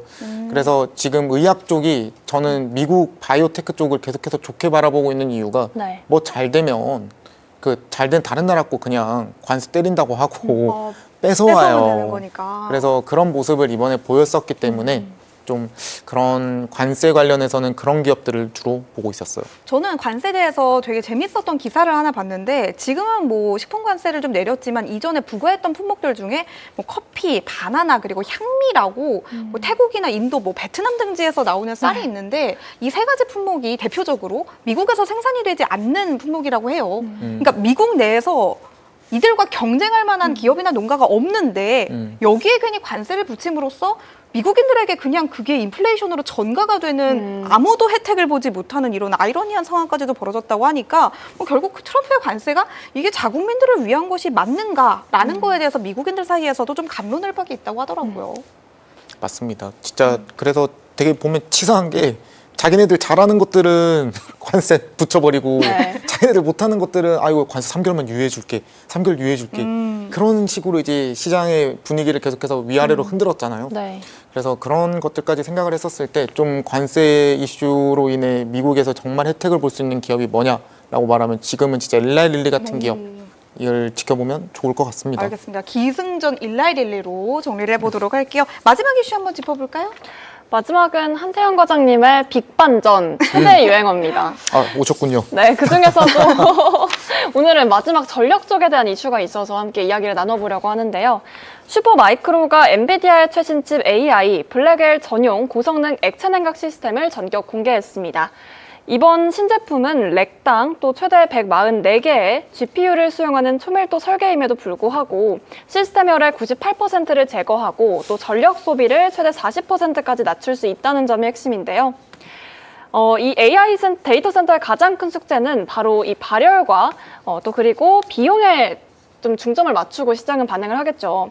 슈퍼마이크로는 이번 액체 냉각 기술을 통해 두 가지 문제를 바로 해결할 수 있다. 이런 자신감을 드러냈고 이미 대량 출하에 대한 준비도 함께 마쳤다고 이야기가 나왔습니다. 이렇게 엔비디아 칩 판매가 늘어날수록 슈퍼마이크로의 액체 냉각에 대한 시스템 수요도 또 구조적으로 증가할 수밖에 없다라는 판단도 나오고 있고요.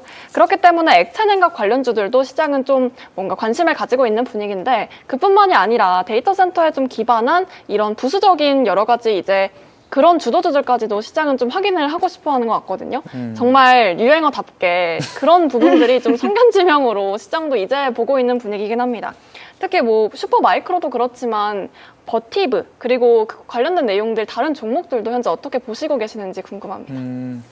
이게 전력을 관련해서 이제 얘기하면 정말 몇 시간 동안 얘기할 자신이 있는데 이게 미국에서 지금 트렌드가 뭐냐면 고성능 저전력의 시대로 끌어내고 있거든요. 네. 그래서 루빈도 계속해서 말하고 있는 게 데이터 전송량 그리고 연산 토큰 개수가 전력당 몇 개를 생산한다라는 얘기가 나오고 있고 네. 그걸 효율화시키는 싸움이라고 지금 보고 있는 거죠. 근데 왜 그걸 진짜 효율화시키는 게 중요하다라고 바라보면 얘네가 결국에는 뭐 원전하니 뭐하니 얘기를 계속해서 하고 있지만 천연가스로 하는 애들이라서 그런 거고요. 그래서 어제 그 지베르노바 가이던스 나왔는데 네. 가이던스 나오자마자 주가 튀었잖아요. 네. 얘네가 진짜 이런 기업들이 좋은 기업입니다. 가이던스를 높이고요. 네. 배당을 늘리고요. 자사주를 소각하고요. 그러면은 이런 기업들이 얼마나 많은데 좋은 건 다 우리나라에는 했네요. 좋은 기업이 없네요. 전 미국 주식이 좋습니다, 여러분. 방금 세 가지를 말씀하셨어요. 가이던스를 올리고 배당을 배당, 돌리고 자사. 소각을 해야 된다. 한국에는 없는 것 같은데요. 괜찮으시겠어요? 저는 미국 주식을 좋아하기 때문에 저는 미국 주식에 대해서 주로 말씀을 드리러 나왔고요. 그래서 그런 쪽에 이제 기업들을 계속해서 좋게 바라보고 있는데 그럼 버티브가 이렇게 가이던스를 또 높일 수 있었던 이유는 뭘까라고 이제 찾아보면 또 데이터 센터 향이거든요. 그러면은 그런 쪽으로 봤었을 때 결국에는 가스터빈으로 가는구나, 결국에는 천연가스를 사용하는구나 라는 거를 머릿속에 가지고 계시면 좋을 것 같고, 네. 그리고 냉각 쪽엔 아까 버티브 말씀 주셨는데 버티브가 생각보다 액침 냉각 쪽에 그렇게 오래되진 않았거든요. 뭐 다른 회사 인수하면서 이제 액침 냉각 쪽을 시작을 한 거고, 그 기업들을 이제 더 경쟁사들을 보기 시작하면 대만이랑 일본 기업들이 나오기 시작하거든요. 네. 그래서 그런 기업들도 사실 충분히 볼만하다라고 생각은 하는데, 버티브 자체로만 봤었을 때는 이게 여기가 딱 그 구간인 것 같아요. 밸류가 높은데 계속해서 밸류 상단에 붙어서 올라갈 기업들이냐에 대한 고민이 들고 있는 기업들이 이제 GE 베르노바, 그리고 버티브, 이런 기업들, 에너지 전력 쪽. 네. 근데 보면은 조금 이미 2026년도 밸류까지는 다 땡겨온 것 같아요. 그러면 이제 27년 걸 땡겨와야 되는데, 네. 그러면 27년에도 계속해서 증가하는 건 분명히 맞을 건데, 상대적으로 봤었을 때 정말 좋은 회사인 건 맞지만 지금 투자하기에는 정말 비싼 것도 맞아요. 그래서 그러다 보니까 그런 부분에 대해서는 조금 고민을 해야 되는 부분인 것 같고, 네. 에너지를 지금 하나만 더 풀어드리면은, 요즘에 머스크랑 젠슨왕이 그 지구 내에서 이제 해결이 안 된다. 전력에 대한 해결이 안 된다. 우주로 가자. 네. 우주로 가자라고 얘기가 계속해서 나오고 있고, 우주로 가면은 태양광이잖아요. 그런데 생각보다 미국에 태양광 기업이 몇 개 없어요. 다 중국이 많이 차지를 했기 때문이죠. 그래서 이번에 스페이스X 그 비상장 상장한다는 얘기도 그렇고, 네. 그럼 우주로 진짜 쏘려고 하는 모습이 보인단 말이죠. 그러면 태양광 기업 중에서 지금 생각보다 퍼가 되게 낮고 EPS 상승률이 가파른 기업이 하나 있어요. 진짜 어이없으실 텐데 제가 말씀드리기 전에 아마 안 보셨을걸요. 퍼스솔라. 요새 좋아요. 요새 실적 잘 나오고 있더라고요. 그래서 실적이 생각보다 되게 많이 올라가고요. 이제 이런 기업이 관세와 직접적으로 관련이 있는 기업인 거죠. 중국에 대해서 이제 오히려 뺏어올 수 있는. 그렇죠. 그 중국이 잘하고 있으니까 그냥 때려버리고, 그리고 우리나라 우리 기업 잘해야 돼 이렇게 하면서 이게 우쭈쭈하면서 올라갈 수 있는 기업이 뭐가 있을까라고 네. 보면 아까 말씀드렸던 일라일리라던가 퍼스솔라 같은 기업들이 정치 수혜주로 같이 올라가는 건데, 네. 문제는 지금 트럼프 정부가 원래 친환경에 그렇게 좀 그 좋은 기조는 아니거든요. 네. 그러다 보니까 그런 리스크가 좀 있어서 원래 태양광 쪽은 아예 안 보고 있다가 이번에 머스크 얘기하는 거 듣고, 그리고 태양광 관련해서 좀 공부하다가 보니까 생각보다 되게 좋은 방향으로 잘 가고 있구나 라는 기업이 퍼스솔라라고 생각을 하고요. 그러다 보니까 이제 빅반 전에서 전력에 원래는 원전이 얘기를 많이 했었어요. 네. 그래서 카메코 얘기도 많이 했었고, 그럼 카메코 같은 기업들이 실제로 이제 돈을 언제 버냐라는 문제가 지금 계속해서 나오고 있다 보니까, 그러면 그런 부분에 대한 고민이 드시는 분은 생각보다 패널 설치하는 건 진짜 얼마 안 걸리거든요. 그냥 패널 깔면 그만이고, 네. 거기에 이제 태양광 효율을 높이는 게 뭐 어떤 방식으로 높이는 거에 대해서는 조금씩 다를 텐데, 이것도 이제 로봇으로 또 얘기가 넘어가면은, 옛날에는 사람이 직접 그 패널에 먼지 같은 걸 다 닦아줬어요. 네. 근데 이제는 그 기계가 있어서 자동으로 다 닦아주면서 효율이 올라가는 구조가 된단 말이죠. 그러면 그런 부분들까지도 다 같이 고려해 봤었을 때 고성능 저전력, 그리고 로봇, 그리고 미국 수혜주, 그리고 에너지 관련 기업들인데 지금 당장 쓸 수 있는 에너지까지 연결이 되니까 이런 부분들도 참고하시면 좋을 것 같습니다. 네, 말씀하시죠. 말씀하세요. 전력에 대해서 이게 지금 뭐 일단 슈마컴으로 시작을 해가지고 이게 액침 냉각으로 가서 전반적인 전력에 대해서 이야기가 나오고 있는데, 그런 부분에서 시장 일각에서 이야기가 나오는 거는 뭐 앞서서도 말씀해 주셨지만 조금 밸류가 선반영된 기업들이 많이 보인다. 그러다 보니까 이런 부분에서 뭐 버티브도 그렇고 비스트라도 마찬가지일 거고, 그런 종목들, 그런 기업들에 대해 가지고 약간은 쉬어가는 타이밍이 나올 수 있다라는 그런 보고서가 최근 5월가에서 살짝 나오더라고요. FOMC 직전에 나온 보고서긴 하지만 그 부분에서 제가 좀 눈에 띄었던 거는 아까 말씀해 주신 웨스턴 디지털 같은 경우에도 이게 뭐 2년 전에 목표 주가를 썼었는데 이미 그게 다 반영이 돼 버려 가지고 2025년, 6년, 뭐 7년 정도까지 땡긴 그런 밸류에이션이니까 이제는 좀 쉬어가자라는, 그러니까 앞서서 러셀2000 같은 경우에도 비슷한 의견을 주셨는데, 그런 보고서가 최근에 좀 눈에 띄는 모습이 있더라고요. 그럼 그중에서 전력 같은 경우에도 여전히 더 올라갈 수는 있으나 이게 밸류에이션 이슈가 나오면, 비싸다 이슈가 나오면 좀 쉬어갈 수도 있다라고 보고 좀 천천히 대응하는 게 맞을까요? 사실 GEV는 지금 계속 쉬고 있었죠, 원래. 예, 그래서 좀 전력 쪽 포트 비중을 늘리기보다는 원래는 지금 아까 얘기했었던 메모리 반도체, 근데 웨스턴 디지털이 2년 전에 걸 그 목표 주가를 이번에 수정을 한 거지 2년 뒤 걸 땡겨온 건 아니거든요. 지금 실제로 EPS 계산해 보면 진짜 이 정도가 나와요. 그래서 그렇게 고퍼라고 생각은 하지 않고 있고, 지금 퍼 기준으로 제가 정확하게 기억은 안 나는데 한 18배, 17배 정도 수준이 안 됐던 걸로 기억을 하고 있는데 그 포워드 EPS까지 계산을 해보면 조금 더 낮아질 거라고 생각을 하거든요. 그리고 마이크론도 그렇고요. 그래서 메모리 반도체 사이클까지 전부 다 반영을 해서 내년 주가를 전부 다 땡겨온 건 아닌 것 같고 이게 시작한 지 진짜 얼마 안 된 이슈잖아요, 사실. 그래서 한 두세 달 그런 거라고 바라보면 메모리 반도체 섹터는 지금도 계속해서 지금 미국 기준으로 봤을 때 마이크론이 대장이고요.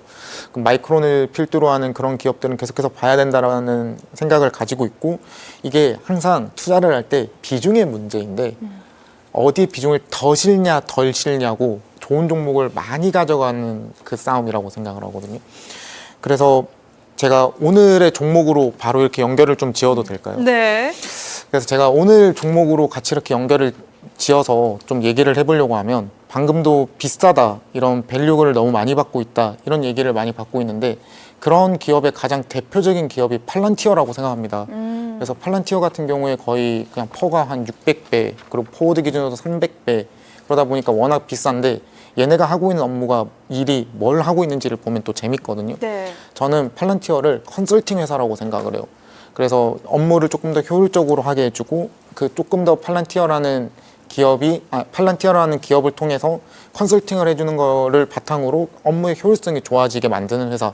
그러다 보니까 저 정도 높은 퍼가 나오고 있고 EPS 성장률이 그거보다는 좀 덜 가파름에도 불구하고 더 올라가는 구조를 계속해서 보여주고 있는데 네, 이 PER이 지금 여기가 430배라 가지고요. 이게 약간 PER이 뭐 40배 정도면 뭐 한 100배 정도면은 좀 비쌀 수 있다라고 볼 수 있는데 400배를 그냥 일반적으로 비싸다고 표현하기에는 약간 이거는 밈이라고도 봐야 되지 않을까요? 그렇죠. 팔란티어는? 그래서 저는 팔란티어 같은 종목을 못 해요. 그래서 근데 팔란티어 같은 종목인데 조금 퍼는 저렴하고 시장에서 팔란티어가 오늘 종목이 아니군요. 아닙니다. 네, 너무 깜짝 놀랐네요. 네, 아닙니다. 그래서 팔란티어랑 비슷한 업무를 하고 있는데 시장에서 지배력이 높고 지금 최근에 그 패러다임이 바뀌고 있는 기업이 하나 있어요. IBM입니다. 네.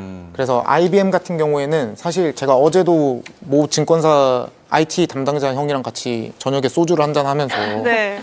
이런저런 그런저런 얘기들을 좀 나눴는데 IBM이 그 컨설팅업을 하고 있다라고 얘기를 하면서도 지금도 30년 전에 쓰던 프로그래밍 언어를 사용을 한대요. 그러니까 그러면 그 언어를 다시 또 C나 뭐 C샵이나 이걸로 다시 또 바꿔서 또 적용을 해야 되는 상황인 거죠. 근데 그럼에도 불구하고 금융권이나 뭐 보험이나 이런 회사들은 기존에 사용하고 있었던 소프트웨어 그 AI 개발 쪽 업체를 바꾸는 게 굉장히 어렵습니다. 이게 왜 그렇냐면 팔란티어 같은 경우에는 뭐 방산 쪽으로도 많이 들어갔고 뭐 국방부 계약이 사실 제일 크잖아요. 그러면 이제 그쪽으로 들어가면서 얘네가 조건이 뭐냐면 진짜 빨라요. 그래서 어떠한 얘기가 나오냐면 팔란티어 쪽으로 들어가는 팔란티어가 회의를 하게 되면 들어가는 게 이제 CTO, 테크 쪽이 들어가고요. IBM 쪽이랑 회의를 들어가면 CFO, 파이낸셜 쪽이 들어갈 정도로 이게 리스크 관리를 관리하는 차원에서 다르다는 거죠. 그래서 국내 증권사도 IBM을 사용할 만큼 그 AI 소프트웨어의 효율성에서 IBM이 진심인데 그 IBM이 최근에 좀 패러다임이 좀 많이 바뀌고 있어요.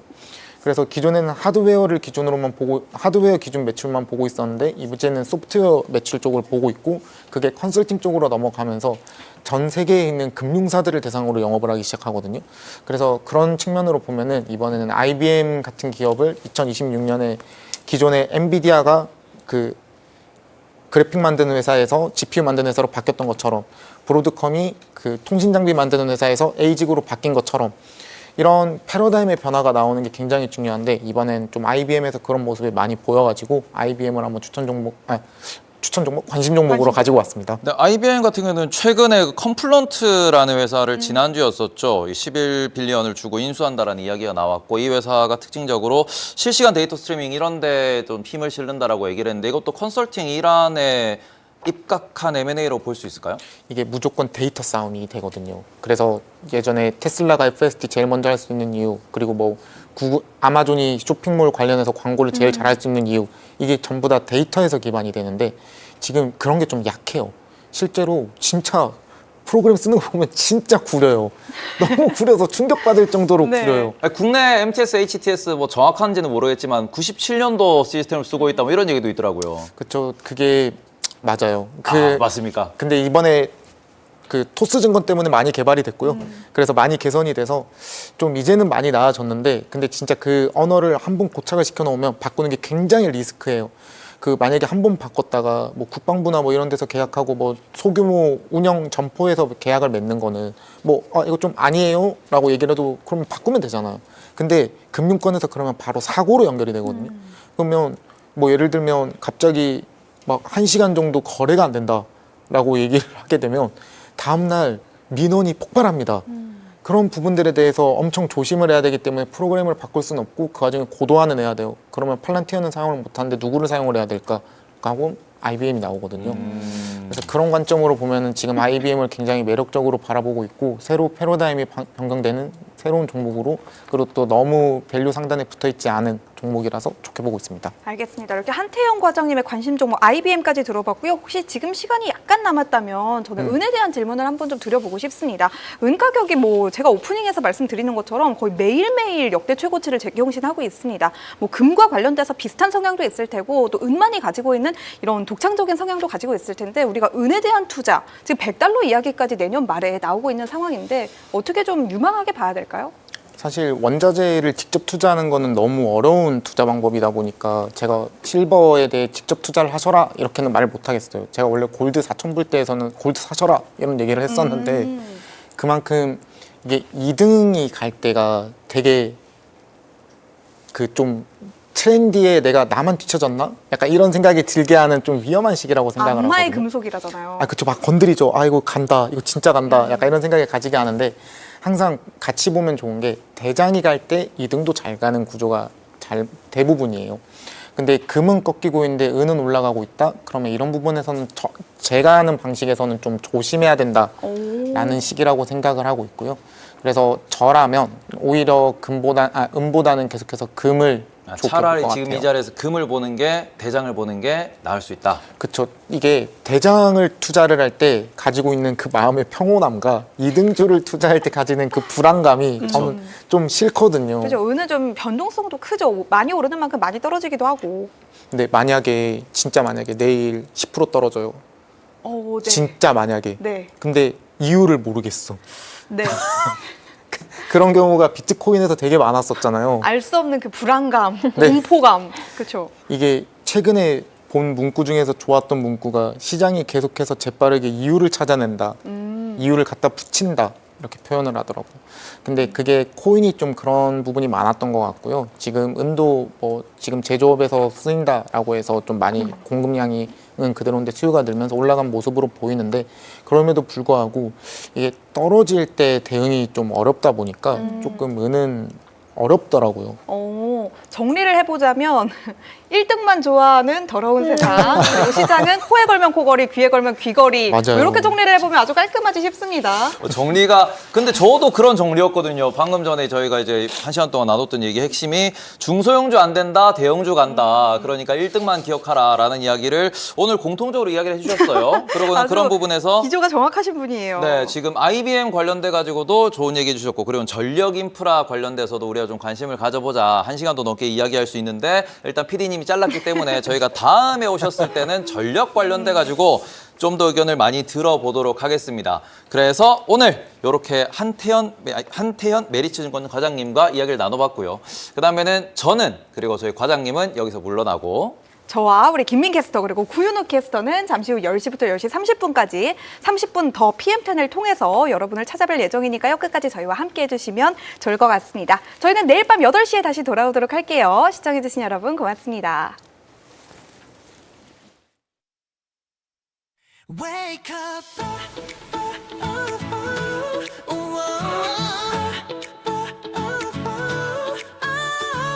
wake up, the city's alive. 불빛은 너를 비춰. 오늘도 run, run, run. 너의 무대야 right now. 하루를 여는 알람 소리, 또 다른 시작의 sign.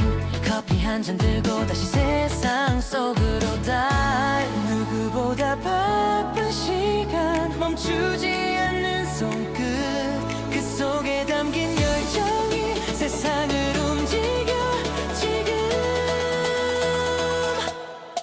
Shine on, you're doing fine. 이 순간이 바로 highlight. 작은 노력 하나하나 세상을 더 밝게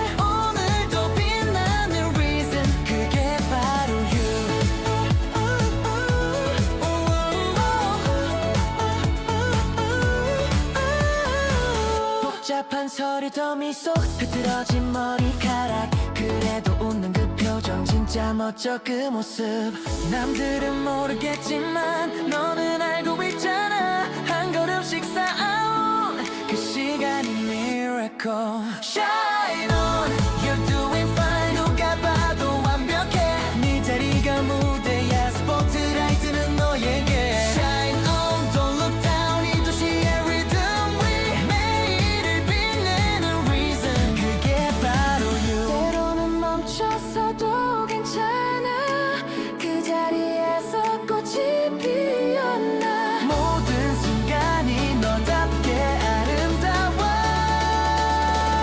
지금처럼 Shine on You're doing fine 세상에 외쳐봐 작은 꿈이 모여서 내일을 만들어가 Shine on Feel the light 이 노래가 닿을 때 오늘도 누군가의 하루가 조금 더 빛나길 Wake up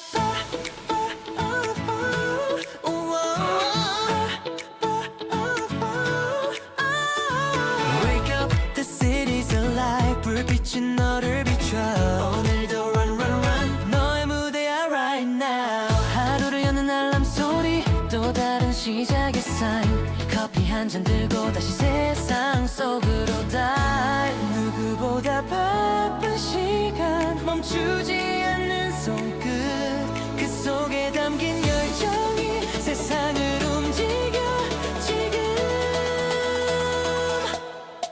Shine on, you're doing fine 이 순간이 바로 highlight 작은 노력 하나하나 세상을 더 밝게 만들어 Shine on, don't slow down 너의 땀이 별이 돼 오늘도 빛나는 reason 그게 바로 you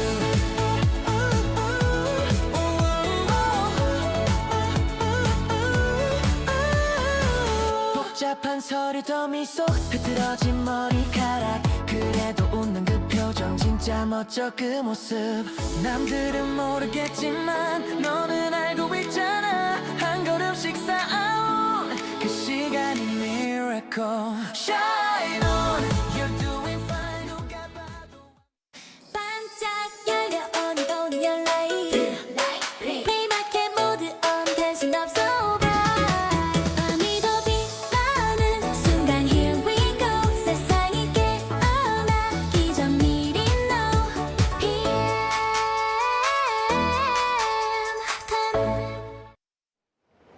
네, PM10 오늘도 시작해 보도록 하겠습니다. 김민 캐스터 그리고 구윤우 캐스터와 함께 하도록 할게요. 어서 오세요. 안녕하세요. 네, 일단 오늘 들어가기 전에 조금 전에 CNI 실적이 나왔기 때문에 CNI 실적 여러분들과 함께 공유를 해보고 들어가 보도록 하겠습니다. 이 네트워크 장비 기업으로 많이들 알고 계실 텐데요. CNI의 회계연도 4분기 실적이 나왔습니다. EPS는 91센트, 매출은 13억 5천만 달러로 모두 예상치를 웃도는 호실적으로 발표가 됐고요. 현재 프리마켓 주가 보시면 8.5% 넘게 급등하는 흐름을 나타내고 있습니다. 뭐 이번 실적 자체도 더블비트라고 보실 수가 있겠지만 가이던스 역시나 상향했다라는 소식이 들려왔는데요. 2026년 연간 매출 가이던스를 57억 달러에서 61억 달러로 기존에 제시했던 수치는 55억 달러였다고 하니까 이전치 대비해서 상향 조정했다는 점 여러분들이 개장 전에 참고를 해보시면 좋을 것 같습니다. 그럼 CNI 실적 이렇게 여러분들과 함께 짚어봤고요. 구윤호 캐스터 통해서 현재 시장 상황 어떤지 점검을 해보도록 하겠습니다. 네, 현재 3대 지수부터 살펴보겠습니다. 다우 선물은 0.05% 오르고 있고요. S&P 500 선물은 0.28% 빠지고 있습니다. 나스닥 선물도 0.4% 정도 빠지고 있는 흐름입니다.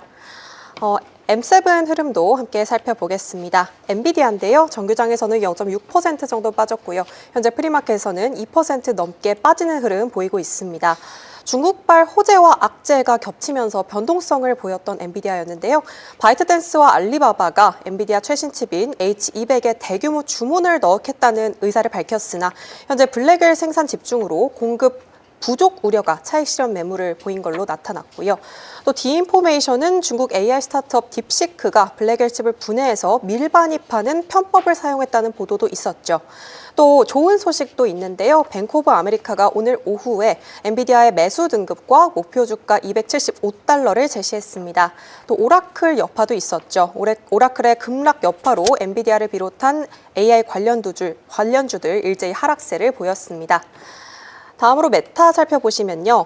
방금 나온 소식이 있는데요. 시티즌스가 메타에 대해서 아웃퍼폼 등급과 목표 주가 900달러를 제시했다는 소식입니다. 그 이후로는 인스타그램의 강력한 사용자 참여 지표를 들었고요. 모건 스탠리도 메타 목표가를 820달러에서 750달러로 낮췄지만 비중 확대 의견은 유지했습니다.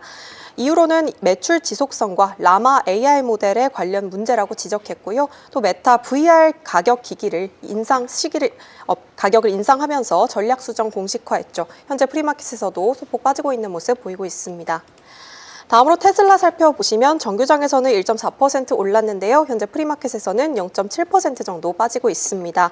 일론 머스크가 3주 후면 완전 자율주행차가 나올 것이라고 발언을 하자 테슬라 주가가 어제장에서 오른 건데요. 머스크는 또 2026년 초에 새로운 FSD 모델이 공개될 거라고 얘기를 했고요. 스페이스X IPO 소식이 테슬라에도 긍정적인 영향을 줄 것이라고 투자자들이 보고 있다고 합니다. 다음 소식은 마이크로소프트인데요. 2.7% 넘게 정규장에서 빠졌고 현재 프리마켓에서도 0.4% 소폭 빠지고 있습니다. 알파벳 살펴보시면 정규장에서 0.99% 정도 올랐고요. 현재 소폭 프리마켓에서는 빠지고 있는 모습인데요. 갓 나온 소식이 있습니다. 시티즌스가 시장 수익률 상회 등급과 340달러의 목표가 유지했고요. 또 파이퍼샌들러도 비중 확대로 투자 의견 유지하면서 목표 주가를 330달러에서 365달러로 상향 조정했습니다. 이번 결정은 구글이 3년 만에 처음으로 디지털 예산 점유율을 확대한 데에 따른 거라고 보도가 나왔습니다. 다음으로는 아마존인데요. 정규장에서는 1.6% 넘게 올랐고요. 현재 프리마켓에서는 0.6% 빠지고 있습니다. 이 아마존이 미국 내에서 당일 식료품 배송 사업을 성공적으로 확장했다는 소식이 있었죠. 지난 여름 공개했던 사업을 이행하면서 현재 미국 내 2,300개 이상의 도시와 마을에서 당일 식료품 배송 사업을 진행 중이라고 밝혔습니다. 한편 이탈리아 세무당국과는 약 1조 600억 원을 납부하는 조건으로 오랜 세금 분쟁을 합의하면서 유럽 내 사법 리스크를 해소했다는 소식도 나왔습니다. 마지막으로 애플 살펴보시면 정규장에서 올랐고요. 프리마켓에서도 0.17% 오르는 흐름 보이고 있습니다. 애플이 스위스 경쟁위원회가 애플의 iOS에 NFC 접근을 제한해서 애플페이 경쟁을 방해했는지 여부를 확인하기 위한 예비 조사를 시작했다는 소식이 나왔지만 이렇게 아직은 좋은 흐름 보이고 있는 걸로 보입니다. 알겠습니다. 이렇게 현재 시장 상황 그리고 M7 기업들의 주가 추이까지 짚어봤습니다. 이번에는 민캐스터와 함께 조금 전에 나온 베센트 재무장관의 발언과 관련된 속보 그리고 마켓무버 또 원자재와 암호화폐 시장까지 한꺼번에 짚어보도록 하겠습니다. 네, 먼저 베센트 재무장관이 이 규제 기간에 대해서 대대적인 개편에 대해서 좀 제안을 하겠다라고 하는 보도가 나왔습니다. 좀 구체적으로 살펴봤을 때 FSC의 접근 방식을 본격적으로 예고하겠다라고 발언을 한 것으로 보이고요. 아무래도 경제 성장의 방향성을 좀 구체적으로 제시하면서 새로운 방향을 좀 모색하겠다라는 신호로 좀 받아들이면 될 것 같고 구체적으로 뭐 이어지는 내용이 있다면 제가 다시 한 번 더 언급을 드리도록 하겠습니다. 그럼 오늘 시장 상황 이어서 함께 살펴보겠습니다.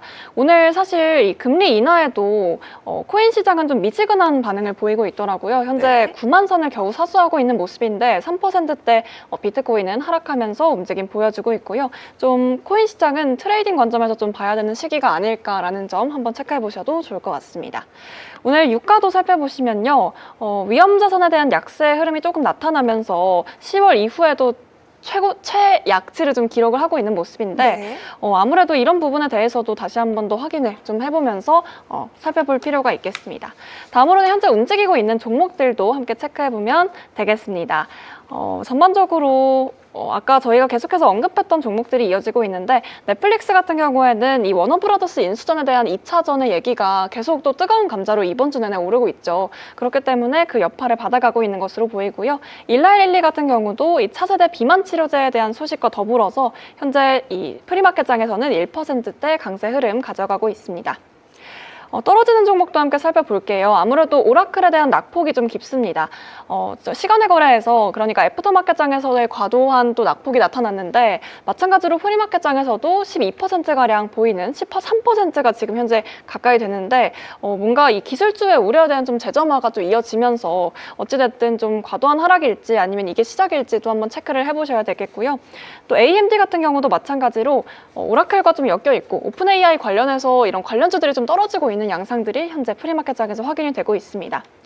또 살펴보시면 브로드컴 같은 경우도 1%대 하락세 현재 선물시장 움직임 보여주는데 아무래도 실적 발표에 대한 경계감이 좀 드러난다고 보면 되겠죠.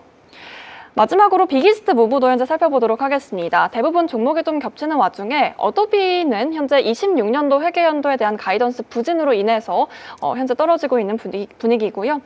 또 쭉 내려가다 보면 옥스퍼드 인더스트리의 경우에는 EPS 전망 하향으로 현재 21%대 급락 움직임 선물시장에서 확인이 되고 있습니다.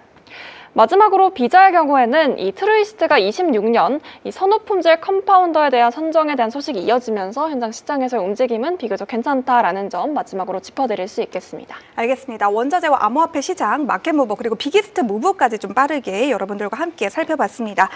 제가 베센트 재무장관의 발언과 관련돼서 추가적으로 여러분들께 좀 첨언을 드려보도록 하겠습니다.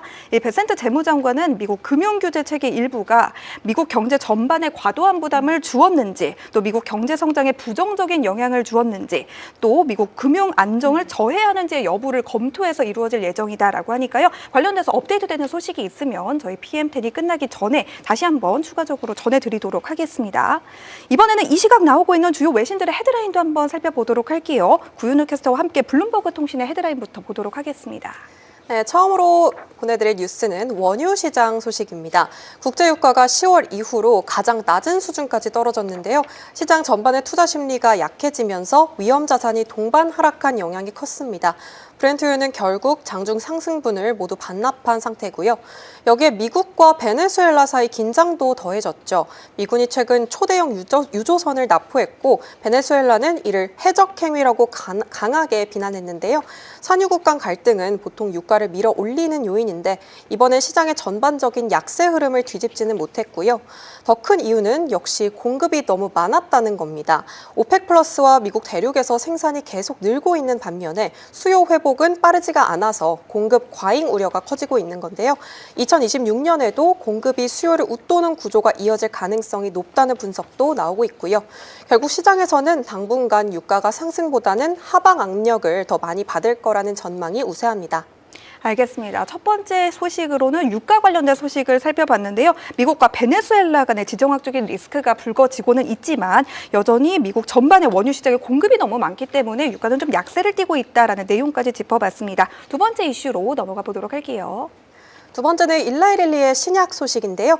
미국 제약바이오 회사 일라이릴리의 차세대 비만 치료제가 환자 체중의 거의 4분의 1을 줄이는 역대급 효과를 보이면서 시장을 놀라게 했다고 합니다.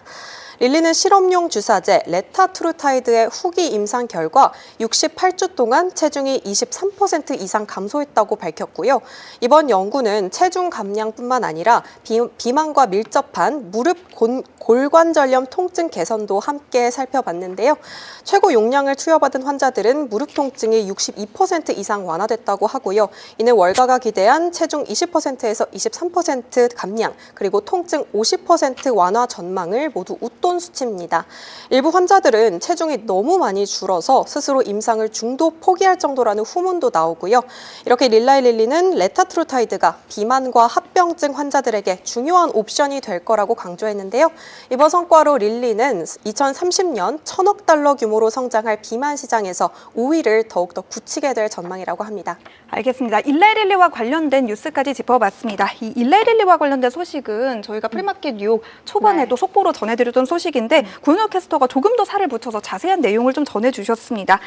차세대 비만 치료제가 체중 감량 그리고 무릎 통증까지 크게 줄여주는 효과를 가지고 있다라고 하는데 조금 전에도 한태영 과장님께서 일라이릴리는 관세로 인해서 가장 크게 호재를 본 기업이다라고 말씀을 해주시기도 하셨습니다. 네. 노보노디스크라는 경쟁사를 관세에 있어서 좀 승기를 잡으면서 노보노디스크를 제외하고 좀 1등의 자리를 차지하는 그런 제약사로도 볼 수 있으니까요. 일라이릴리와 관련된 소식도 여러분들이 함께 좀 체크를 해보시면 좋을 것 같습니다. 다음 이슈로 넘어가 볼게요.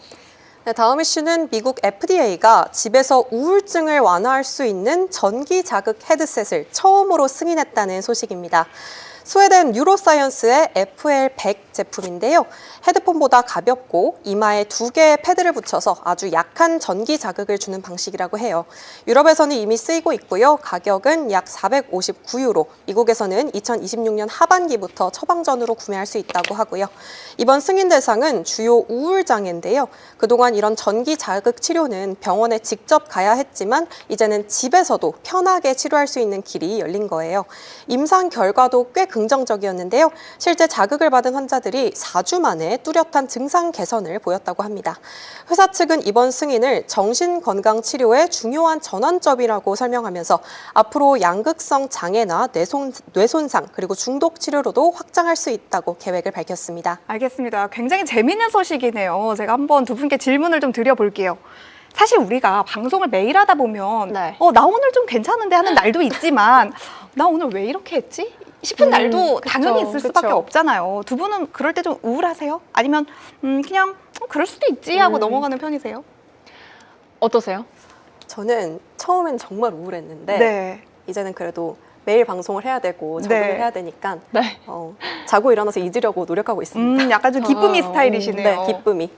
민캐스터는 어떤데? 저는 마음을 아예 고쳐먹었습니다. 어떻게 해요? 이런 거 있잖아요. 우리가 나 되게 못했네, 속상하네 하면 끝도 없더라고요. 아, 그래서 그렇죠. 언제 내가 잘한 적이 있었나? 이런 생각하면서 네, 조금씩 성장하자라는 느낌으로 가고 있습니다. 이거는 뭐 기쁨이라고 해야 되나요? 뭐 슬픔이라고 해야 되나요? 중간이라고 해야 될까요? 알겠습니다. 그러면 저는 네. 아직까지 오늘 좀 방송 마음에 안 들면 살짝 우울한 스타일이거든요. 저 혼자 이 헤드셋을 한번 써보도록 하겠습니다. 후기 꼭 알려주세요. 네. 알겠습니다.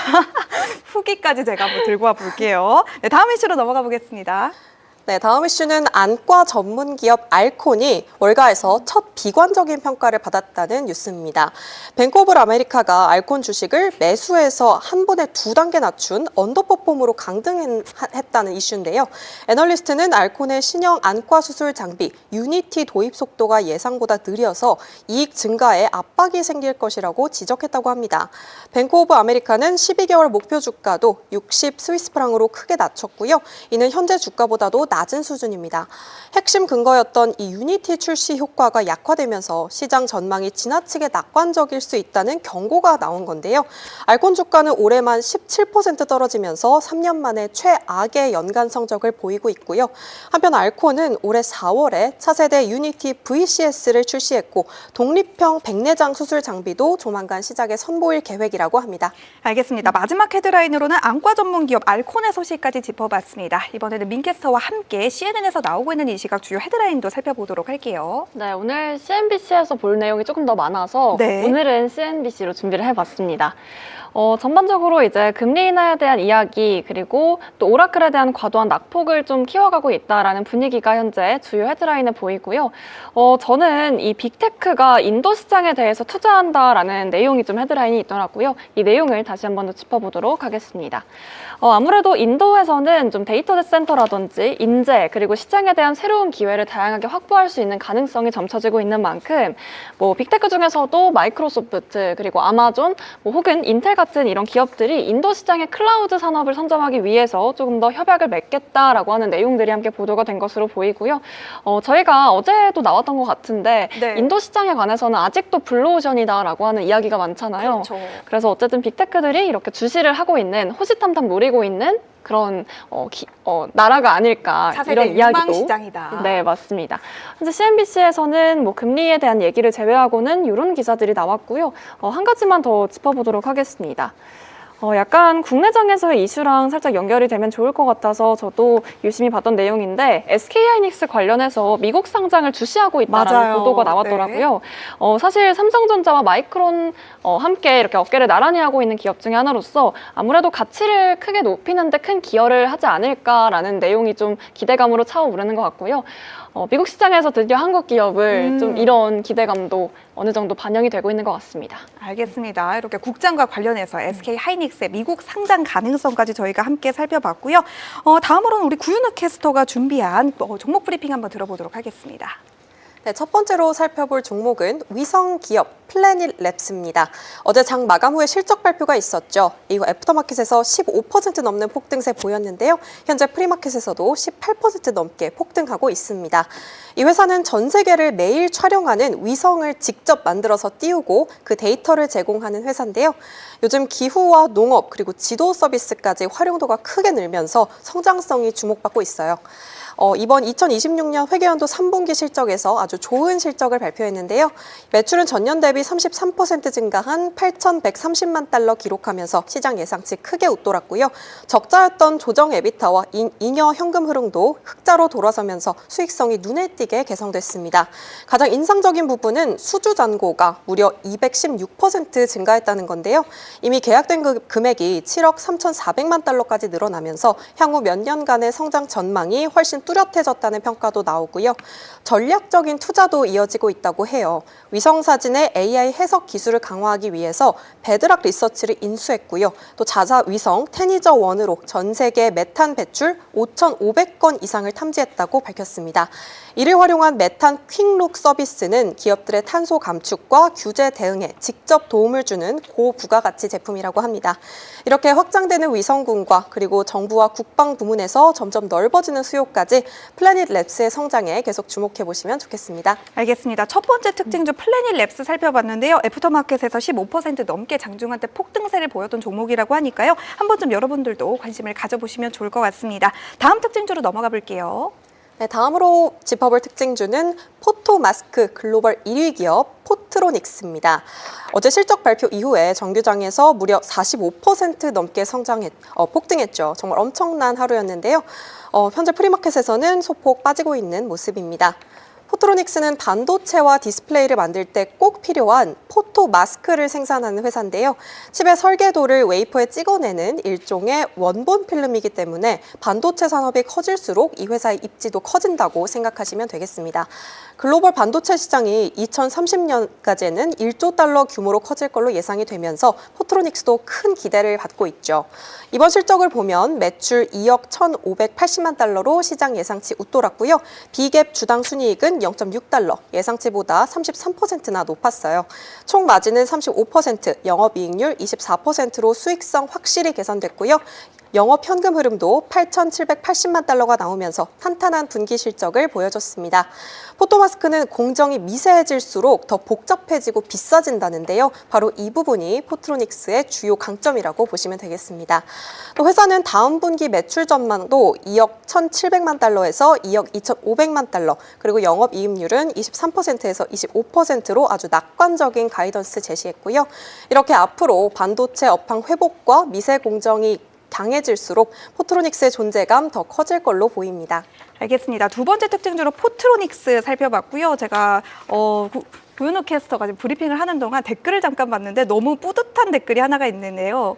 민캐와 국회의 정보 탐색력이 너무 훌륭하다. 이런 댓글이 올라와 있더라고요. 뱀동. 제가 다 뿌듯해지는 댓글이라서 이거 한번 꼭 읽어보고 싶었습니다. 네. 마지막 특징주로 넘어가 보도록 할게요. 네, 마지막 특징주는 팔란티어입니다. 정규장에서 3.34% 올랐고요. 현재 프리마켓에서는 1% 넘게 하락하고 있는데요. 팔란티어 주가가 연초 대비 140% 급등했죠. 바로 어제 미 해군과 6천억 원 규모의 초대형 계약을 따냈다는 소식이 나오면서 주가가 또 한 번 고공행진을 이어간 건데요. 이번에 수주한 SHIP-OS 프로젝트는 기존에 160시간이나 걸리던 잠수함 생산 계획 수립을 AI로 단 10분 만에 끝내게 만드는 혁신적인 기술이라고 해요. 정부라는 든든한 파트너를 확보한 건데요.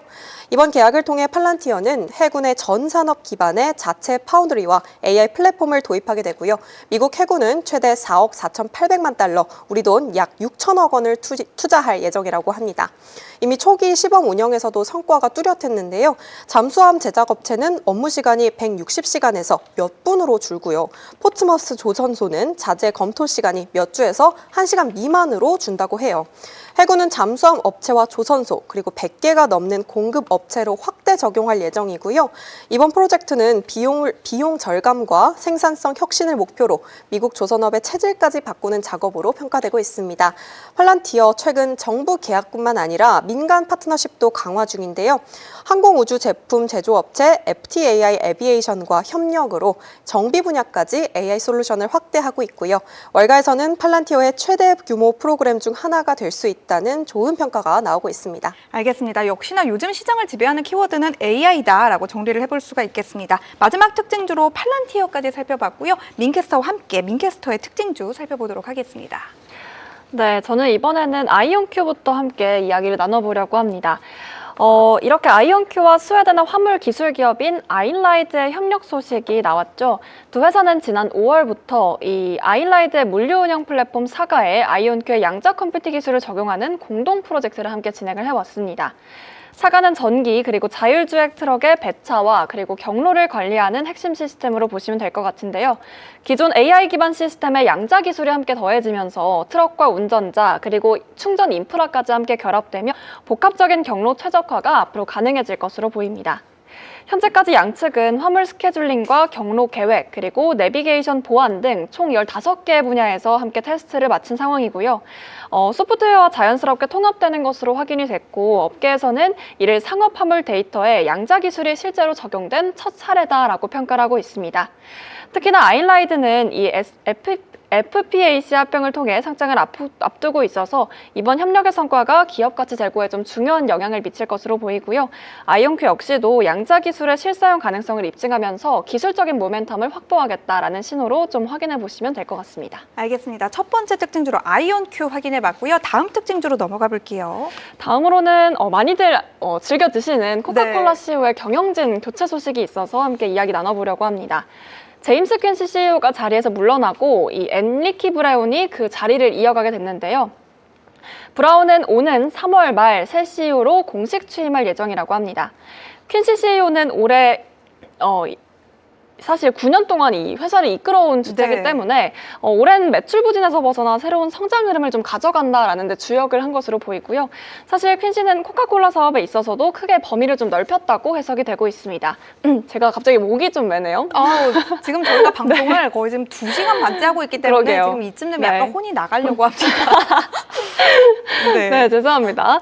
사실 이 탄산음료에 집중하던 코카콜라가 기존에서 벗어나서 이 커피나 스포츠 음료 그리고 단백질 강화 우유 등 이런 건강 트렌드에 대한 새로운 제품군을 또 반영을 해왔던 게 요즘 행보였죠. 대표적으로 코스타 커피를 51억 달러에 인수한 것도 그의 결정이다라고 좀 주요한 성과라고 또 보셔도 좋을 것 같습니다.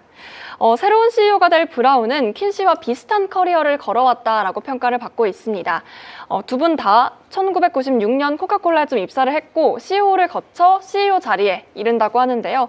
퀸시는 브라운을 신뢰할 수 있고 또 경험이 많은 파트너라면서 적임자라고 직접 평가하기도 했습니다. 아무래도 또 입사 동기가 또 그만큼 마음이 좀 많이 가고 그렇기 맞아요. 때문에 함께 가는 길을 걸어왔어서 CEO 자리를 넘겨주는 데 있어서도 보다 긍정적인 신호로 확인해 볼 수가 있겠습니다. 민캐스터가 입사 동기의 마음을 이해한다고 했는데 그러기에는 네. 입사 연도가 1996년도 민캐스터가 태어나기도 한참 전인 것 같긴 한데 그러게요. 알겠습니다. 여기 써 있는 바에 따르면 퀸시 CEO가 올해 60세라고 하네요. 근데 네. 은퇴하고 집에서 살짝 쉬실 때가 된 것 같습니다. 네. 저도 이 퀸시 CEO의 작품이죠. 코스타커피와 네. 관련된 M&A 소식을 제가 프리마켓 뉴욕에서 한번 전해드린 적이 있는데 제가 알기로는 잘 안 되는 걸로 알고 있습니다. 코카콜라는 네. 탄산음료 관련된 사업에 좀 집중하는 걸로 한번 저희가 다시 한번 말씀을 드려보겠고요. 마지막 특징으로 넘어가 볼게요. 마지막은 이 트럼프 대통령이 워너브라더스 매각과 논의해서 입장을 한 가지 내놨는데요. CNN도 함께 매각되어야 한다라는 입장을 공개적으로 밝혔습니다. 현재 CNN을 이끌고 있는 경영진을 두고 부정직한 집단이다라고 하면서 강하게 비난을 했고 또 회사 매각으로만 돈을 챙긴 뒤 CNN을 계속 운영하게 둬서는 안 된다라고 강하게도 주장하기도 했습니다. 이번 발언은 지금 현재 2차전이 진행되고 있는 만큼 어쨌든 발언을 좀 내놓긴 한 만큼 주가에도 좀 영향을 미칠지 확인을 해봐야 될 것 같고요. 저는 이걸 보면서 트럼프 대통령이 CNN을 정말 싫어하는구나라고 하는 그런 생각이 좀 들더라고요. 알겠습니다. 워너브라더스 인수전 과연 누가 가져가게 될지 조금은 네. 궁금해지는 것 같습니다. 저는 요거 한번 여러분들과 간단하게 짚어보도록 할게요. 조금 전에 나온 CNBC 기사인데요. 제프리스에서 로쿠에 대한 투자 의견 그리고 목표가를 상향했다고 합니다. 로쿠에 대한 투자 의견을 기존에 $100에서 $135로 현재가 대비해서는 약 28% 정도의 업사이드 여력이 있다라고 평가를 했다고 하니까요. 네. 이렇게 시장 전에 나오고 있는 월가 기관들의 투자 의견 또 레포트까지도 여러분들이 한 번쯤 확인을 해보시면 분명히 포트를 다시 한번 개편하는 데 도움이 되실 거다라는 말씀을 드려보겠습니다. 마지막으로는 민캐스터와 함께 지금 시장 마무리 한번 해보도록 할게요. 지금 상황이 어떻죠? 사실 주요한 큰 이슈를 이제 간밤에 끝내고 나서 시장은 현재 다우지수만이 양전하면서 움직이고 있고요. 혼조세 양상을 좀 보이고 있습니다.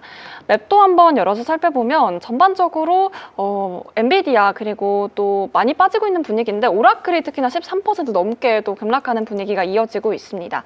그리고 오늘 오전을 기점으로 룰루레몬, 코스트코 그리고 브로드컴까지 실적 발표를 앞두고 있는데 아무래도 AI 기술주에 대한 우려감을 현재 시장에서 좀 확인을 한 만큼 앞으로 시장 상황에서 좀 안도감을 더해주는 재료가 될지 혹은 다시금 이런 뭔가 재뿌리기가 구현될 수 있는 가능성을 높여줄지 그 부분에 대해서도 정교장까지 확인을 해보셔야겠습니다. 알겠습니다. 이렇게 현재 시장 상황 어떤지까지 저희가 다시 한번 짚어봤습니다. 제가 또 재미있는 댓글을 하나 봐서 마무리하기 전에 요거 한번 여러분들과 읽어보면 좋을 것 같은데 민캐 말하는 도중에 실수해도 괜찮아요 네. 라고 댓글을 남겨주셨습니다. 이거는 김민 캐스터도 마찬가지고 구윤우 캐스터도 마찬가지고 저도 그렇지만 저희가 AI가 아니다 보니까 네. 저도 오래 방송을 하다 보면 당연히 실수를 하는 날도 있고 컨디션이 좀 안 좋은 날도 있을 수 있습니다. 물론 저희는 최선을 다해서 여러분들께 저희의 100%를 전해드리려고 노력은 하지만 네. 저희에게 약간의 실수가 있는 날에도 여러분들이 조금은 귀엽고 애정을 가지고 예쁘게 봐주시면 좋을 것 같습니다. 두 캐스터 친구들 항상 응원해 주시면 좋을 것 같아요. 알겠습니다. 오늘은 여기서 한번 마무리를 해보도록 할게요. 저희가 준비한 소식은 오늘 여기까지입니다. 저희는 내일 밤 10시에 다시 돌아오도록 할게요. 밤 10시에는 언제나 PM10!